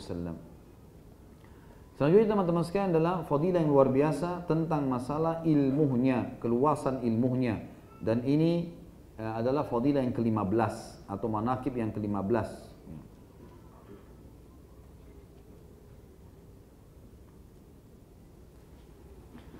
Kalimat-kalimat yang memenuhi hati dengan cahaya, kata penulis, atau kalimat-kalimat mutiara dari Ibnu Mas'ud, menandakan keluasan ilmunya.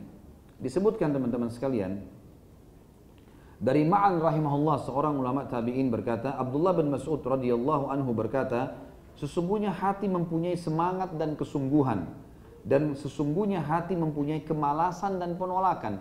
Dua-dua ada di dalam hati manusia. Maka manfaatkanlah pada saat ia lagi semangat dan bersungguh-sungguh, dan biarkan dia, jangan diikutin kalau dia lagi malas dan menolak. Ini kalimat hikmah, artinya pada saat lagi semangat menuntut ilmu, mau semangat sholat malam, maksimalkan di situ. Itu nanti akan merenggangkan waktu di mana dia malas.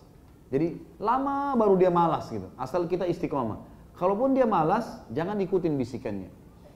Sebuah kalimat hikmah. Dari Aun bin Abdullah juga rahimahullah, salah satu ulama tabi'in juga berkata, Abdullah bin Mas'ud radhiyallahu anhu berkata, "Laisal ilmu bikathratir riwayah, walakinnal ilmal khasyah." Bukanlah ilmu itu dengan banyaknya riwayat, banyak menukil riwayat-riwayat, tetapi ilmu yang sebenarnya adalah munculnya rasa takut kepada Allah. Al-Mundhir rahimahullah berkata, beberapa orang berbadan kekar datang kepada Abdullah bin Mas'ud sehingga orang-orang mengagumi kekuatan leher dan kesehatan fisik mereka. Maka Abdullah berkata, sesungguhnya kalian melihat orang kafir termasuk orang yang paling sehat jasmaninya dan paling sakit hatinya. Sedangkan kalian melihat seorang mukmin termasuk orang yang paling sehat hatinya dan mungkin sakit jasmaninya. Demi Allah, seandainya hati kalian sakit dan jasmani kalian sehat, niscaya kalian lebih rendah di mata Allah daripada kumbang. Kumbang kan ringan sekali. Maksudnya adalah ada orang kekar-kekar badannya datang, semuanya berotot luar biasa, sampai orang kagum melihat fisiknya yang bagus dan kekar dengan leher-lehernya yang kuat. Nah, biasa orang binaragawan atau orang yang kekar seperti itu. Maka Abdullah bin Mas'ud menunggangi keadaan waktu orang-orang lagi pada kagum, ini luar biasa nih, kuat badannya, fisiknya, Allah kasih kelebihan dan seterusnya. Abdullah bin Mas'ud mengatakan, menunggangi keadaan. Lalu beliau menasihati mengatakan, kalian akan temukan orang yang paling begini badannya kebanyakan seperti ini. Bukan beliau larang ya, tapi beliau ingin titip pesan di situ. Kebanyakan orang yang begini itu adalah orang-orang kafir. Orang mukmin jarang kalian temukan seperti itu. Ada tapi jarang. Kebanyakan orang-orang kafir. Kalian akan temukan fisiknya, jasmaninya paling sehat, tapi ruhnya mereka sangat kurus. Ya. Dan kalian temukan orang mukmin terbalik. Mungkin fisiknya biasa-biasa saja, tapi kalian temukan ruhnya sangat sehat. Ya. Sehingga kapan dibutuhkan jihad, dibutuhkan pengorbanan mereka bisa lakukan. Dan ketahuilah, kalau fisik kalian sehat, tapi ruh kalian kurus, gitu kan, maka kalian di mata Allah lebih rendah dan lebih ringan daripada kumbang. Nasihat dari Abdullah bin Mas'ud artinya supaya orang merendah dan berpikir tentang masalah mendahulukan gemuknya ruh daripada gemuknya fisik. Seperti teman-teman sekarang hadir di majelis ilmu, apa gunanya teman-teman? Ini sekarang apa yang sedang dilakukan? Duduk di majelis ilmu seperti ini, itu sama dengan, ini untuk ruh ya, ini untuk ruh kita. Ini sama dengan kalau kita lagi makan, kalau lapar, untuk mengenyangkan jasmani, jasad, gitu kan. Nah ini sekarang kita sedang memberikan makan ruh kita. Jadi teman-teman, kalau orang gemuk ruhnya, sehat, kekar ruhnya, dan itu tidak ada yang bisa menggemukkan dan menyehatkan kecuali ilmu. Kalau sudah berilmu, bobotnya kuat, maka ruhnya akan kuat, gitu kan? Maka semua yang dihadapi oleh jasmani bisa dihadapi. Sakit, fisik, kalau ruhnya kuat bisa dihadapi. Cobaan bisa dihadapi. Apa saja bisa dihadapi sama dia. Tapi kalau jasmaninya kuat tapi ruhnya kempes, sakit, banyak sekali hal yang dia tidak bisa hadapin. Tidak bisa dihadapin cobaan, walaupun dia kuat, tapi mudah menangis, mudah putus asa. Ya. Dan ini sebuah nasihat yang luar biasa agar seseorang selalu fokus untuk menggemukkan ruhnya, nanti diikuti dengan jasadnya. Abdullah juga radhiyallahu anhu mengatakan, di setiap kebahagiaan ada kesedihan. Ketahuilah, itu pasti partner. Jangan pernah mengkhayal teman-teman selalu bahagia, senang terus, ketawa terus, enggak. Kita hari ini ketawa, besok ada sedih. Sebagaimana ada muda, ada tua. Ada malam, ada siang, ada hidup, ada mati, ada dunia, ada akhirat. Kata Ibnu Mas'ud, ketahuilah, di setiap kebahagiaan, kalau sekarang kita bahagia, nanti ada kesedihan. Sebuah rumah tidak berisi kebahagiaan kecuali diisi pula dengan kesedihan. Itu pasti terjadi. Kalimat mutiara. Jadi jangan sampai terus kita mengkhayal akan selalu ketawa, senang. Enggak. Sehingga akhirnya pada saat senang kita bersyukur, kalau ada cobaan kita tidak bersabar atau kita tidak bersyukur juga, gitu kan. Ini peringatan. Dari Ad-Dahhak ibn Muzaim rahimahullah berkata, Abdullah juga radhiyallahu anhu berkata, tidak seorang pun dari kalian kecuali dia adalah tamu dan hartanya adalah pinjaman. Kalian di dunia ini tamu semuanya. Buka mata bangun waktu baru lahir, udah ada semua nih. Sudah ada udaranya, ada cahayanya, ada pohon-pohonnya, ada semua kehidupan. Tinggal hidup, jalan gitu kan. Kemudian menikmati apa yang ada. Ini semua kata Abdullah bin Mas'ud, tidak seorang pun dari kalian kecuali dia adalah tamu sebenarnya di sini. Dan apa yang dia miliki hartanya pinjaman dari Sang Pencipta Allah. Tamu pasti pergi dan pinjaman harus dikembalikan kepada pemiliknya. Apapun itu, mobil, harta, semua ini kita akan tinggalkan, meninggal akan dikembalikan. Allah wariskan kepada siapa yang Allah ingin wariskan, gitu kan? Ditentukan kendaraannya, mobilnya, segala macam, rumahnya akan diwariskan. Tinggal dia kembali kepada Allah, tamu akan kembali. Ini juga kalimat mutiara dari beliau radhiyallahu anhu. Dari Abdurrahman bin Abdullah bin Mas'ud, anaknya Abdullah bin Mas'ud yang pertama yang saya bilang Abdurrahman, dan ini terkenal juga sebagai seorang ahli ilm yang belajar dari ayahnya. Dari ayahnya bahwasanya Ibnu Mas'ud ya, didatangi oleh seorang laki-laki lalu berkata, wahai Abu Abdurrahman, katakan kepadaku beberapa kalimat yang menyeluruh dan bermanfaat. Nasihat ya, aku mau tahu. Tapi kalimat ini usahakan pendek, cuma padat, semuanya berisi nasihat yang bermanfaat, menyeluruh. Kata Abdullah, la tusyrik billahi syai'a wa zul ma'al qur'ani haitsu zal wa man ja'aka bil haqqi faqbal minhu wa in kana ba'idan baghidan wa man ja'aka bil batili fardudhu alaihi wa in kana habiban qariban. Nasihat yang luar biasa beliau katakan, janganlah engkau mempersekutukan Allah dengan sesuatu. Minta apa-apa, takut, bergantung hanya kepada Allah. Enggak ada jimat, enggak ada pohon keramat, enggak ada kuburan yang dikultuskan, langsung kepada Allah. Jangan sekutukan Allah dengan satu. Dan berjalanlah bersama Al-Quran di mana ia berjalan. Artinya, semua perilakumu, gerak-gerikmu sesuai dengan Al-Quran. Kalau kau mau jalan, mau pakaian, mau bergaul, mau mencari pendapatan, apa saja, selalu hubungkan dengan Al-Quran. Al-Quran bolehkan lakukan, tidak jangan. Orang yang datang kepadamu dengan membawa kebenaran, terimalah kebenaran itu darinya sekalipun dia orang jauh yang engkau benci. Jauh dan kau tidak suka dia, tapi ucapannya benar, terima. Dan orang yang datang kepadamu membawa kebatilan, jelas-jelas yang dia sampaikan itu adalah maksiat kepada Allah, tolaklah kebatilan itu darinya sekalipun dia orang dekat dan engkau sangat mencintainya. Artinya, jalanlah di atas hukum Allah. Benar-benar salah-salah.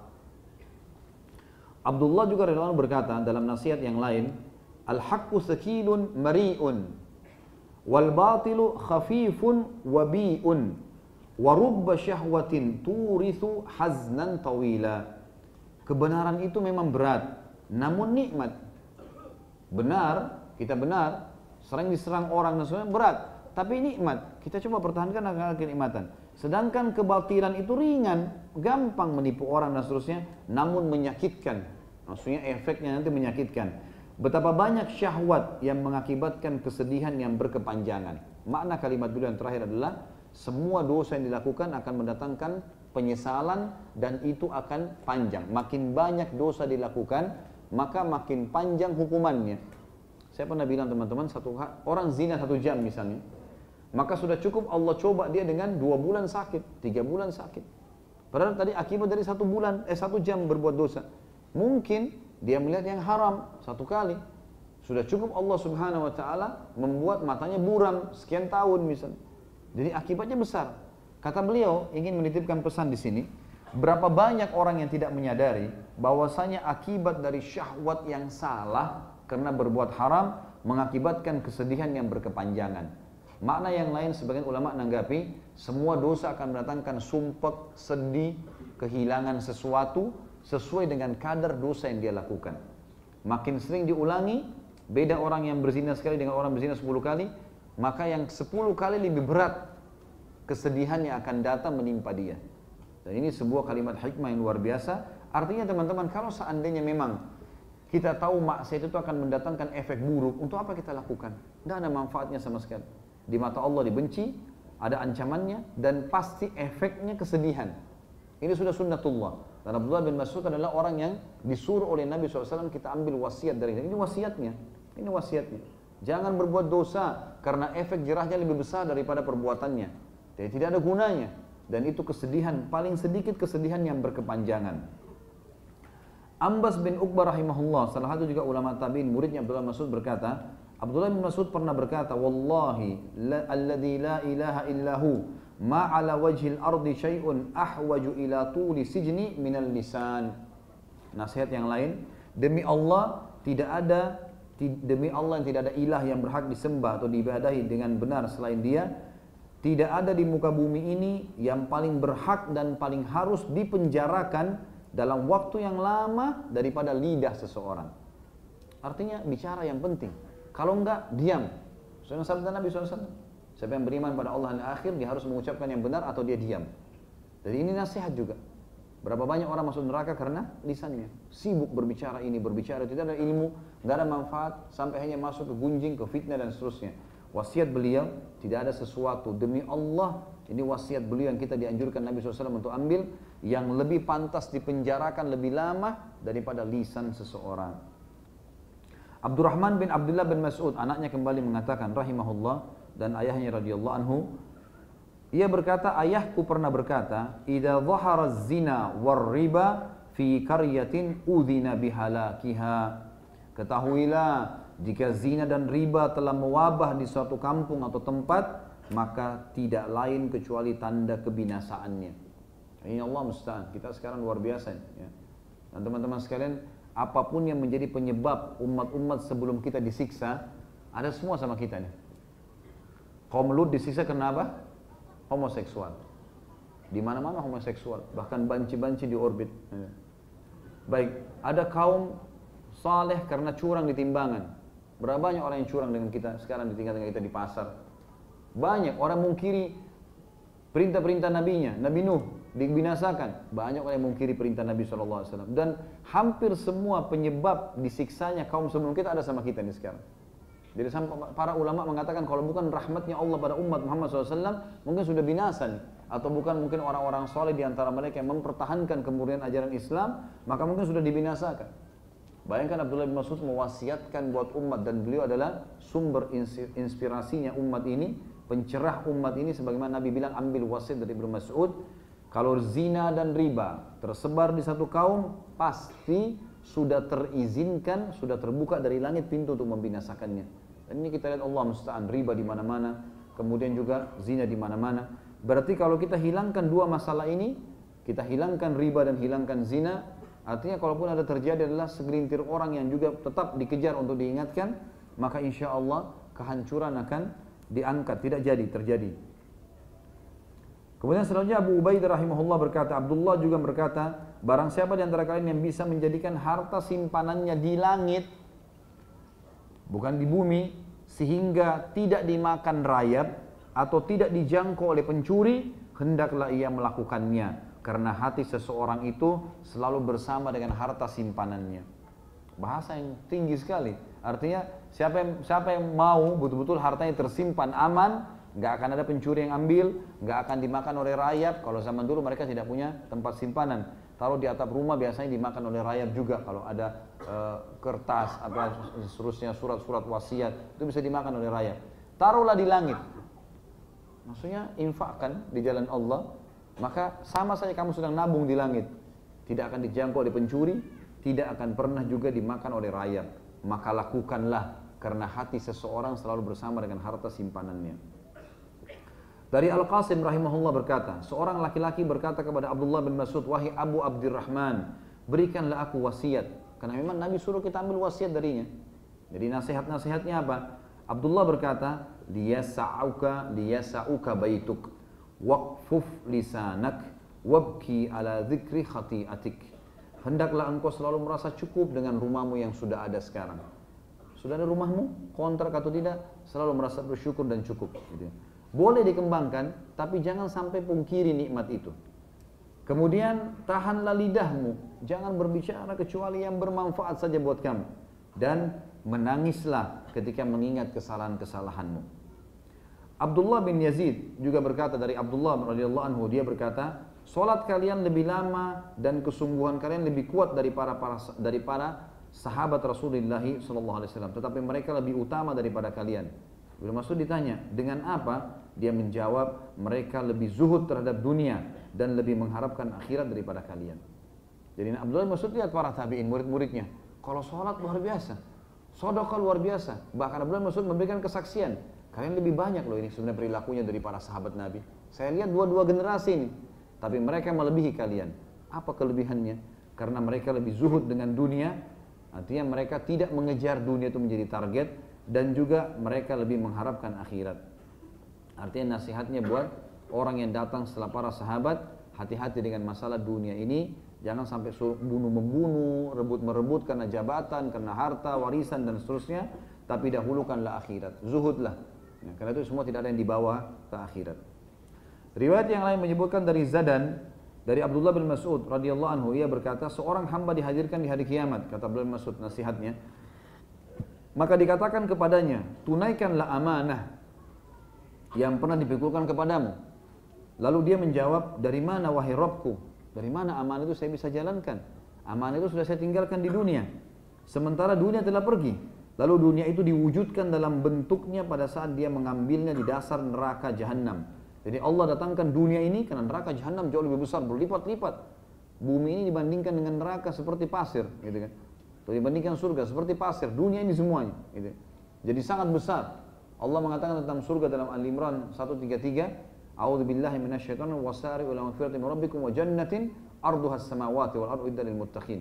Bergegaslah kalian kepada pengampunan Tuhan kalian dan kejarlah surga yang luasnya seluas langit dan bumi. Jadi kata ulama, langit ini saja sudah seperti luar biasa dibandingkan bumi. Bumi seperti debu yang kecilnya diperkecil sekian juta kali lagi. Maka surga dan neraka jauh lebih besar daripada itu. Kata beliau di sini, nanti hari kiamat ya, akan ada orang yang dia dikasih amanah di dunia, dia nggak jalankan amanah itu. Apa saja amanah? Banyak luas ini teman-teman. Amanah misalnya teman-teman bilang, ada teman kita datang lalu dia mengatakan, saya mau cerita tapi jangan ceritain orang lain ya. Kita mengatakan iya, itu amanah. Bukan cuma amanah itu selalu uang yang dititip, enggak. Sekarang kita sewa mobil, rental mobil. Baik, kesepakatan akadnya, ini kondisinya baik ya Pak, begini dan seterusnya, bensinnya begini ukurannya, amanah. Kita betul sewa, tapi itu amanah, kembalikan utuh. Kontrak rumah, sewa, utuh. Kalau kita sewa kondisi temboknya tidak lembab, setelah kita mau keluar terkupas, tanggung jawab, amanah. Gitu kan? Semua itu amanah, banyak sekali teman-teman sekalian amanah yang dibengkalikan oleh banyak orang. Dia tidak sadar kalau itu adalah amanahnya, gitu kan? Maka hari kiamat kata Abdullah bin Mas'ud akan didatangkan orang-orang yang melalaikan amanah ini atau mengkhianatinya. Lalu dikatakan kepadanya, tunaikanlah amanah itu. Lalu dia menjawab, dari mana wahai Rabbku? Sementara amanah sudah saya tinggalkan waktu di dunia, tidak sempat saya lakukan. Lalu dunia itu diwujudkan dalam bentuknya utuh, karena dia lebih kecil dari debu dibandingkan neraka. Itu adalah bumi. Silakan, dunia itu. Maka dia pun turun ke neraka untuk mengambilnya. dia bisa mengambil bumi pada saat itu. Jadi dimudahkan dia untuk mengambilnya. Pada saat dia mengambil dari dasar neraka, ya, dia mengambil ke atas, dia meletakkannya di pundaknya dan membawanya naik. Tapi ketika dia merasa dia telah merasa berhasil membawanya keluar darinya, tiba-tiba ia dijatuhkan dan dia juga jatuh menyusulnya selama-lamanya. Tiba-tiba amanah itu, bumi dan amanahnya jatuh, yang dia tidak jalankan, jatuh ke neraka dan dia pun jatuh sehingga dia disiksa di dalam api neraka. Tentu Abdullah bin Mas'ud adalah sahabat Nabi. Beliau orang yang sangat saleh, sangat menjaga apa namanya yang disampaikan oleh Nabi SAW. Sampai tadi kita sudah sebutkan hati-hati sekali dalam mengucapkan sabda Nabi SAW. Maka ini kata ulama bukan mustahil perkataan Nabi SAW. Ya memang Abdullah bin Mas'ud tidak menyebutkan nama Nabi SAW, tapi ini adalah wasiatnya yang beliau kemas dengan bahasanya. Dari Abul Ahwas juga rahimahullah, muridnya Abdullah bin Mas'ud yang masyhur dengan keilmuannya, ulama tabi'in, dia berkata, la yuqallidanna ahadukum dinahu rajulan fa in amana aman wa in kafara kafar wa in kuntum la budda muqtadin faqdu bil mayyit fa innal hayya la tu'manu alaihi fitnah. Wasiatnya, janganlah sekali-kali salah seorang di antara kalian bertaklid, mencontohi dan menciplak kepada orang lain dalam masalah agama, kecuali memang yang diajarkan saja, bukan orangnya, tapi apa yang diajarkan. Jika orang itu beriman, maka dia ikut beriman. Jika orang itu kafir, dia ikut kafir, karena dia taklid buta, gitu kan? Sampai-sampai kalau taklid buta ini atau menciplak atau membela dengan fanatik buta, kalaupun orang yang sedang difanatiki ini itu salah, dia akan berusaha membelahnya. Karena fanatik buta, kata beliau, jangan lakukan itu. Jika kalian memang harus meneladani, maka teladanilah orang yang sudah meninggal, maksudnya para sahabat, ya. Karena orang yang masih hidup tidak bisa dijamin terhindar dari fitnah. Jadi kalau kita menjadikan suri tauladan adalah orang yang jelas sudah meninggal, sahabat Nabi, yang jelas-jelas dapat jaminan surga, itu yang kita contohi, ya. Ini penting sekali teman-teman. Dan saya sudah bilang, membaca serial sahabat penting. Kalau perlu jadikan sebagai PR harian, harus harian. Sebelum tidur, antum baca mulai dari 25 Nabi dan Rasul, karena tidak ada yang mengalahkan kedudukan Nabi-Nabi dan Rasul. Setiap malam, nanti malam mulai dari Adam alaihissalam, Idris alaihissalam besok, kemudian Hud, Saleh dan seterusnya sampai 25 Nabi. Baca kisah-kisah ringkas saja. Kemudian baru masuk ke sahabat. Wajibkan setiap malam, karena mereka adalah orang-orang yang paling pantas dicontohi, bukan orang yang lain, gitu kan? Saya kalau istri saya lagi ngomong cerita tentang apalah ada orang sukses dan seterusnya, saya mengatakan bukan itu contoh. Contoh adalah Ummul Mukminin. Kamu contohin Aisyah, contohin Hafsah, baca kisah mereka, itu contoh. Karena sahabat, saya juga mencontohi Rasulullah. Kita contoh semua Rasulullah SAW, tapi laki-laki mencontohi laki-laki. Rasulullah SAW, Abu Bakar, Umar, saya contohi mereka. Itu keberhasilan. Kalau kita baca kisah tentang seseorang, tokoh tertentu yang memang dianggap ada kesusahan dunianya, mungkin finansial, mungkin kedudukan dan seterusnya, ini belum ada jaminan dari fitnah. Dia masih bisa menjerumuskan kita, karena kalau kita fanatik buta pada mereka, maka secara otomatis kita bisa membenarkan perilaku yang salah. Wasiat selanjutnya adalah Abdurrahman ibn Yazid rahimahullah berkata, Abdullah radhiyallahu anhu berkata, engkau jangan menjadi seperti bunglon. Mereka bertanya, apa maksudnya? Dia menjawab, atau dia berkata, aku bersama orang-orang. Maksudnya Abdullah bin Mas'ud berkata, yang dimaksud dengan bunglon ini adalah orang yang berkata, aku bersama orang-orang. Jika mereka mendapatkan petunjuk, aku mendapatkan petunjuk. Jika mereka sesat, aku juga sesat. Hendaklah salah seorang dari kalian melatih dirinya sehingga jika orang-orang menjadi kafir, dia tidak ikut-ikutan menjadi kafir. Artinya, ada orang kita dengar ceramahnya, mungkin seorang dai, seorang ustadz, tapi dia manusia, bisa salah. Jangan sampai karena dia salah, kemudian fanatik buta, kita lalu tidak urusan kesalahannya atau tidak, ya, kita lalu kemudian membenarkan perilakunya. Seperti itu kurang lebih maknanya. Sulaiman bin Mahran rahimahullah, salah satu ulama tabi'in yang masyhur, berkata, ketika pada suatu hari Abdullah bin Mas'ud bersama rekan-rekannya, lewatlah seorang Arab Badui, lalu ia bertanya, di atas apa mereka berkumpul? Orang Badui ini tidak tahu kalau ada Abdullah bin Mas'ud, dia mengatakan, di atas apa kalian berkumpul? Maka Abdul Mas'ud menjawab, di atas warisan Muhammad SAW, yaitu ilmu. Maka mereka sedang membagi-bagikannya di antara mereka. Maksudnya orang Arab Badui mengatakan, untuk apa kalian kumpul nih? Lagi bahas apa? Kata beliau, warisannya Rasulullah SAW. Maksudnya ilmu. Dan kami sedang membagi-bagi ilmu itu satu sama yang lain. Dan ini warisan yang paling bagus. Huzail bin Shurahbil berkata rahimahullah, salah satu ulama tabi'in juga dari Abdullah bin Mas'ud radhiyallahu anhu, ia berkata, barang siapa yang menginginkan akhirat dia mengorbankan dunianya, dan barang siapa yang menginginkan dunia dia mengorbankan akhiratnya. Wahai manusia, korbankanlah yang fana demi yang baqa atau yang kekal. Maksudnya dunia boleh dikejar. Allah mengatakan dalam Al-Qasas 77, A'udzu billahi minasyaitonir rajim wabtaghi fima ataqallahu daral akhirah wa la tansa nasibaka minad dunya. Kejarlah apa yang Allah janjikan di akhirat nanti dan jangan lupakan bagaimana dari dunia. Tetapi bukan dunianya yang didahulukan, akhiratnya. Kalaupun kita mau makan, kita mau minum, apapun aktivitas dunia ini, tapi kalau di akhirat ini dilarang dan akan dihisab berat, jangan dilakukan. Dahulukan akhirat. Seperti pepatah mengatakan, dahulukan akhirat maka dunia akan ikut, dan siapa yang mendahulukan dunia, akhiratnya akan luput, akan hilang. Kata beliau, wahai manusia, korbankan yang fana. Kalau bertemu antara akhirat sama dunia, tinggalkan yang fana ini dan demi mengejar yang kekal. Dari Abdurrahman ibn Hujairah rahimahullah, salah satu ulama tabi'in juga, bahwa Ibnu Mas'udin radhiyallahu anhu berkata ketika duduk, sesungguhnya kalian berada dalam umur yang berkurang dan perbuatan yang dijaga dengan bergantinya malam dan siang. Jadi beliau menasihati murid-muridnya, sesungguhnya kalian sekarang dalam keadaan umur yang sedang berkurang. Ini lagi duduk ini, waktu berjalan umur kalian sedang berkurang. Dan perbuatan yang dijaga dengan bergantinya malam dan siang. Harus rutin dijaga amal-amal karena malam dan siang selalu ada perintah untuk mengerjakan ibadah. Dan kematian bisa datang tiba-tiba. Barang siapa yang menanam kebaikan, niscaya memetik kebahagiaan. Barang siapa yang menanam keburukan, niscaya memetik penyesalan. Setiap penanam akan mendapatkan sesuai dengan apa yang dia tanam. Orang lamban tidak akan direbut bagiannya. Orang yang tamak tidak mendapatkan apa yang tidak ditakdirkan kepadanya. Barang siapa yang diberi kebaikan, maka Allah adalah pemberinya. Barang siapa yang dilindungi dari keburukan, maka Allah yang melindunginya. Orang-orang yang bertakwa adalah para pemimpin.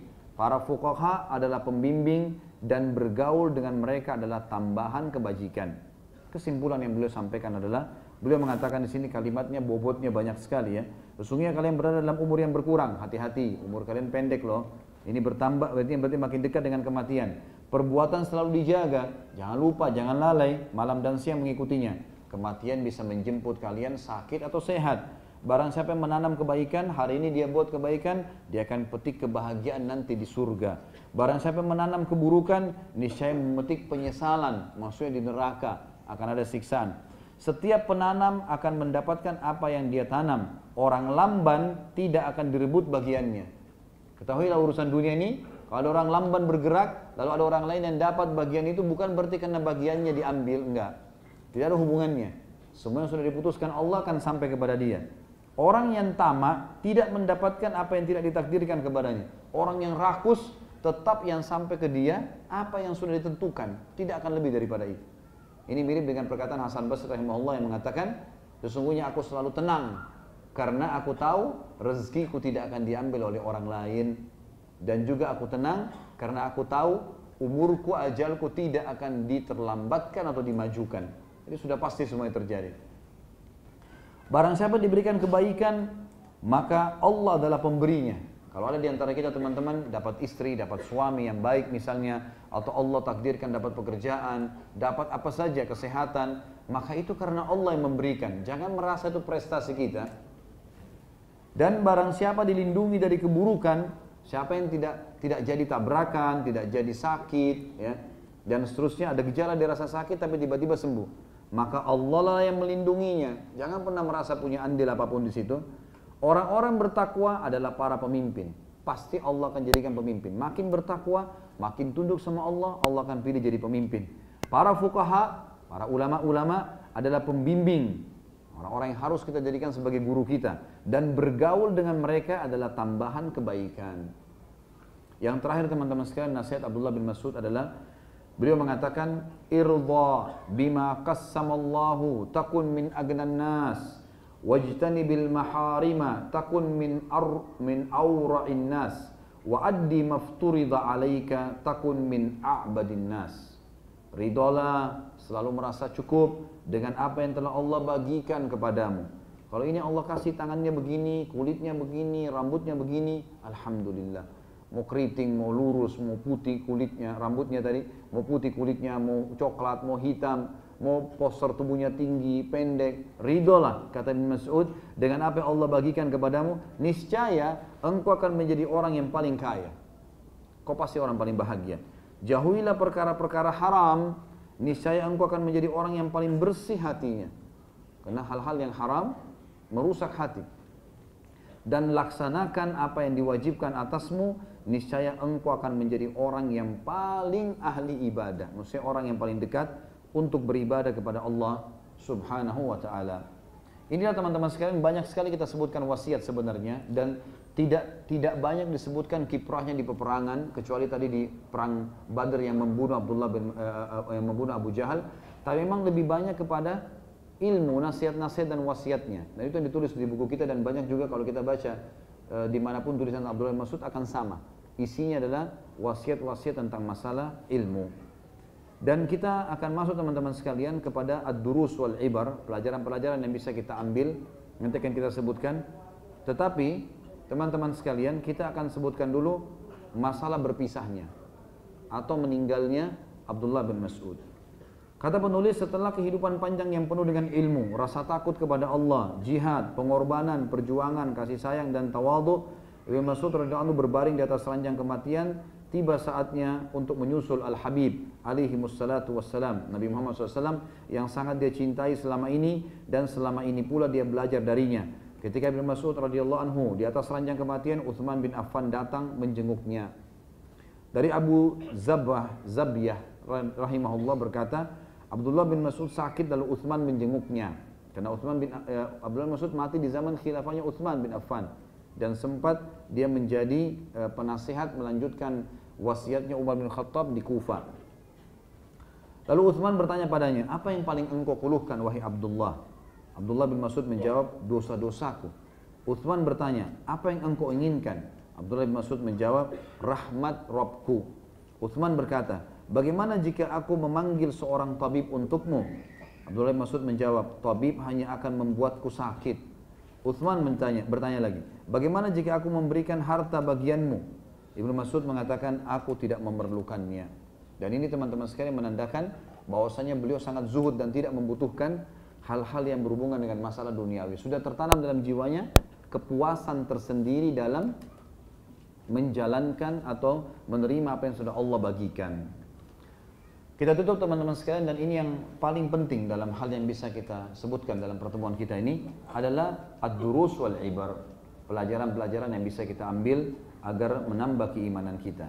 Yang pertama teman-teman, jujurlah dalam beriman dan jadikan para sahabat sebagai contoh, maka hidupmu akan bahagia. Karena mereka telah mencontohkan bagaimana beriman kepada Allah. Sementara pada zaman dulu teman-teman sekalian, keadaan masih lebih sederhana dari sekarang.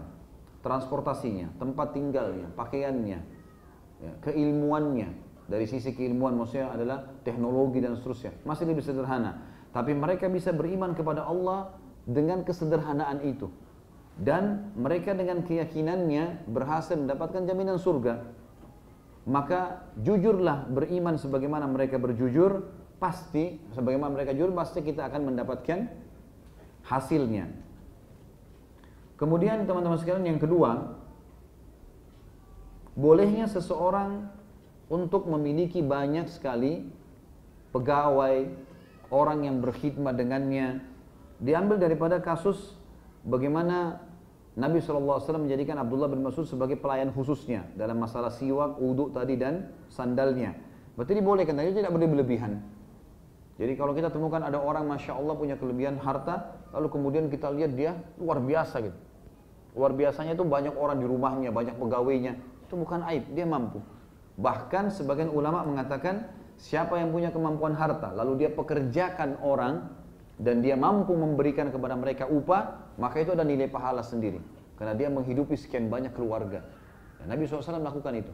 Ini sekaligus teman-teman menjelaskan tentang juga poin penting dalam masalah zuhud. Kalau zuhud itu bukan berarti menyusahkan diri. Seperti banyak orang mengatakan pakai baju kotor, kemudian makan roti kering, kemudian harus bekerja sendiri semuanya. Ini nggak benar. Kita manusia sosial. Dan Nabi SAW suri teladan terbaik. Beliau memiliki banyak orang yang membantunya. Sampai Nabi sendiri SAW memiliki orang khusus yang menaruh pelana di kudanya. Kuda untuk berperang yang taruh sendiri, namanya kirkir. Ya. Salah satu orang dulu, ada pegawai Nabi SAW begitu. Ada sahabat-sahabat yang khusus ya untuk membawa unta Nabi SAW dan membawa para istri Nabi SAW kalau menuju ke satu tempat. Gitu kan. Maka itu dinamakan anjasya, ada satu orang. Dan banyak sekali orang-orang yang bekerja. Pembantu Nabi SAW kita tahu ada Anas bin Malik, gitu kan.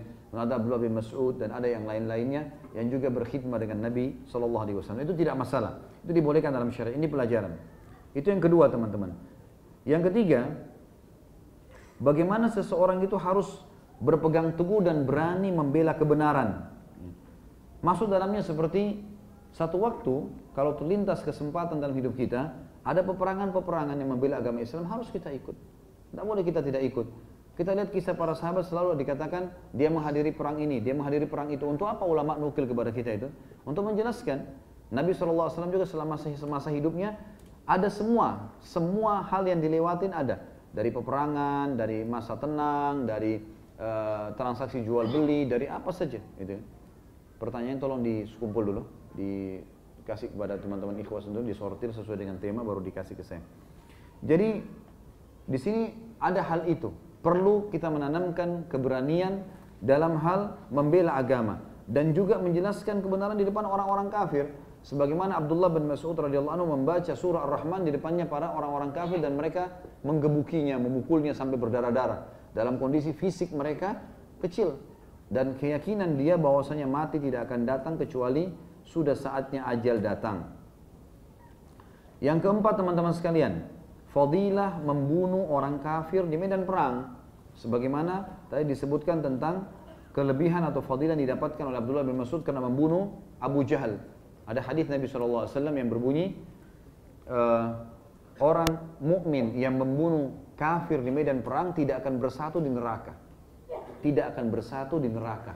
Dan ini tanda fadilah. Ada juga hadis Nabi SAW yang mengatakan, maukah saya tunjukkan amal yang lebih baik daripada kalian masuk ke medan perang, kalian membunuh atau kalian dibunuh.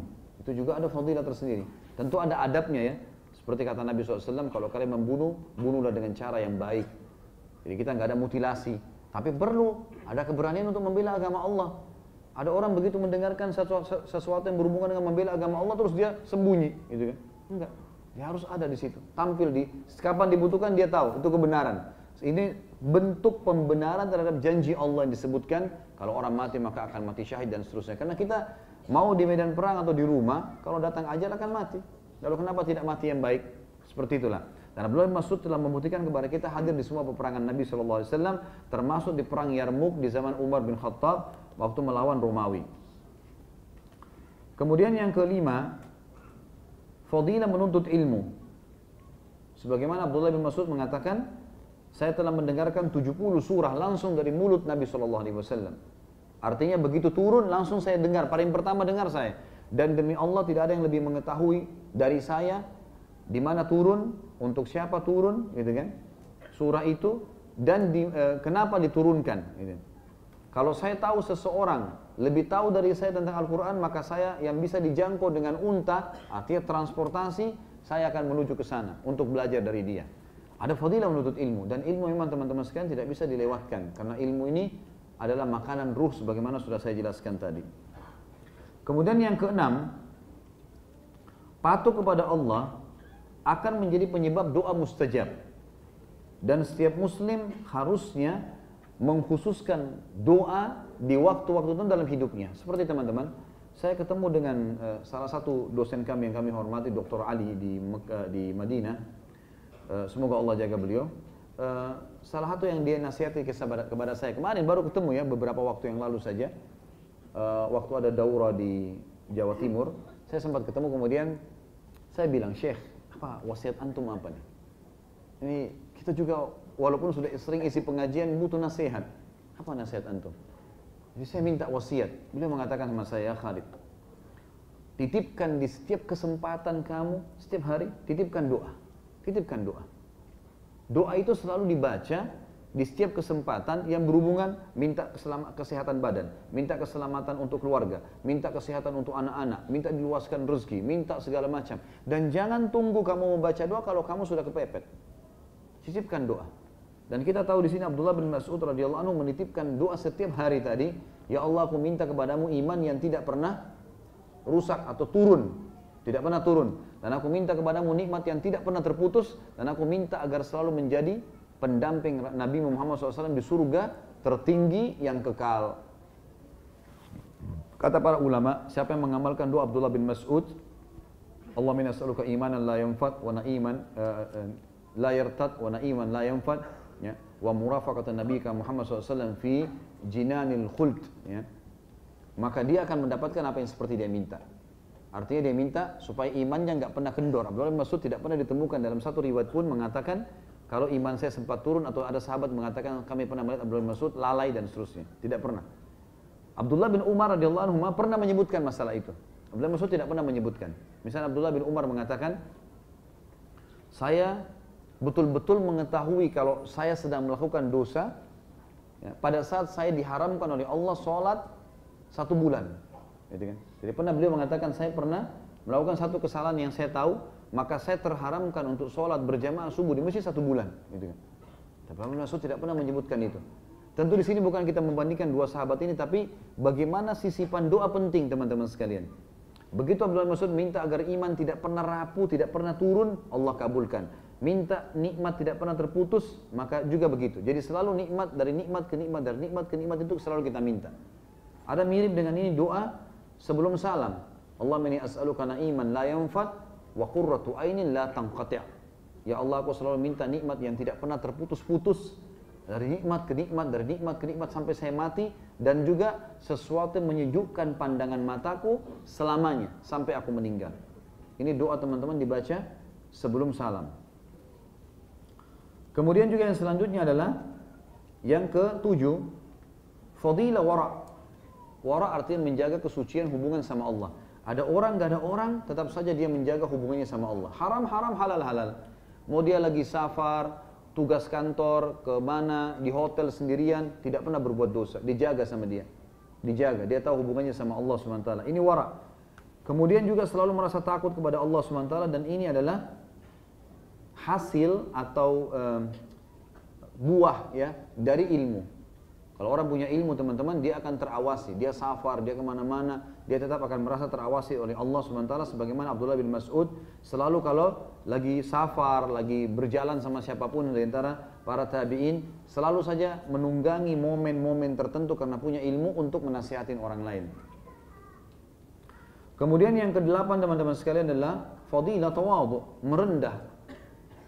Jadi jangan selalu merasa diri lebih daripada orang lain, enggak. Kata Hasan Basri rahimahullah, kalau kau lihat orang lebih tua daripada kamu di hadapanmu, maka katakan dia lebih tua, maka lebih banyak amalnya dari saya. Dan kalau kau lihat orang yang lebih muda di hadapanmu, katakan dia lebih muda, maka dia lebih sedikit dosanya. Sehingga kita selalu merendah. Abdullah bin Mas'ud tadi dengan rendahnya luar biasa, sampai dia mengatakan, kalau ya saya disuruh milih antara surga dan neraka dengan tanah, maka saya berharap jadi tanah. Kalau memang harus ditimbang amal, saya ketakutan nih, walaupun dia sebenarnya maunya surga. Maka itu bentuk ya merendah dan tawadhu radhiyallahu anhum.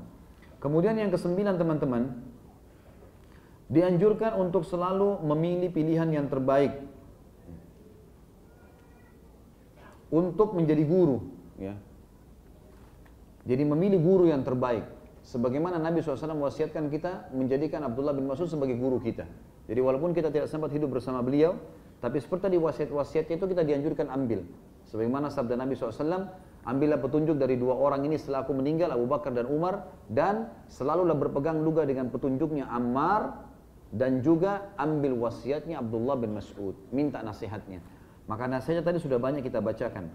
Yang ke-10 teman-teman, dianjurkan agar seseorang pemimpin itu memilih setiap kali ingin memperbaiki satu wilayah, selain memilih pemimpin di wilayah itu kayak kita bupati, camat, lurah atau gubernur dan seterusnya, ini orang-orang yang beriman, dan juga dianjurkan untuk diikutkan bersama dia seorang pengajar, seorang alim ulama.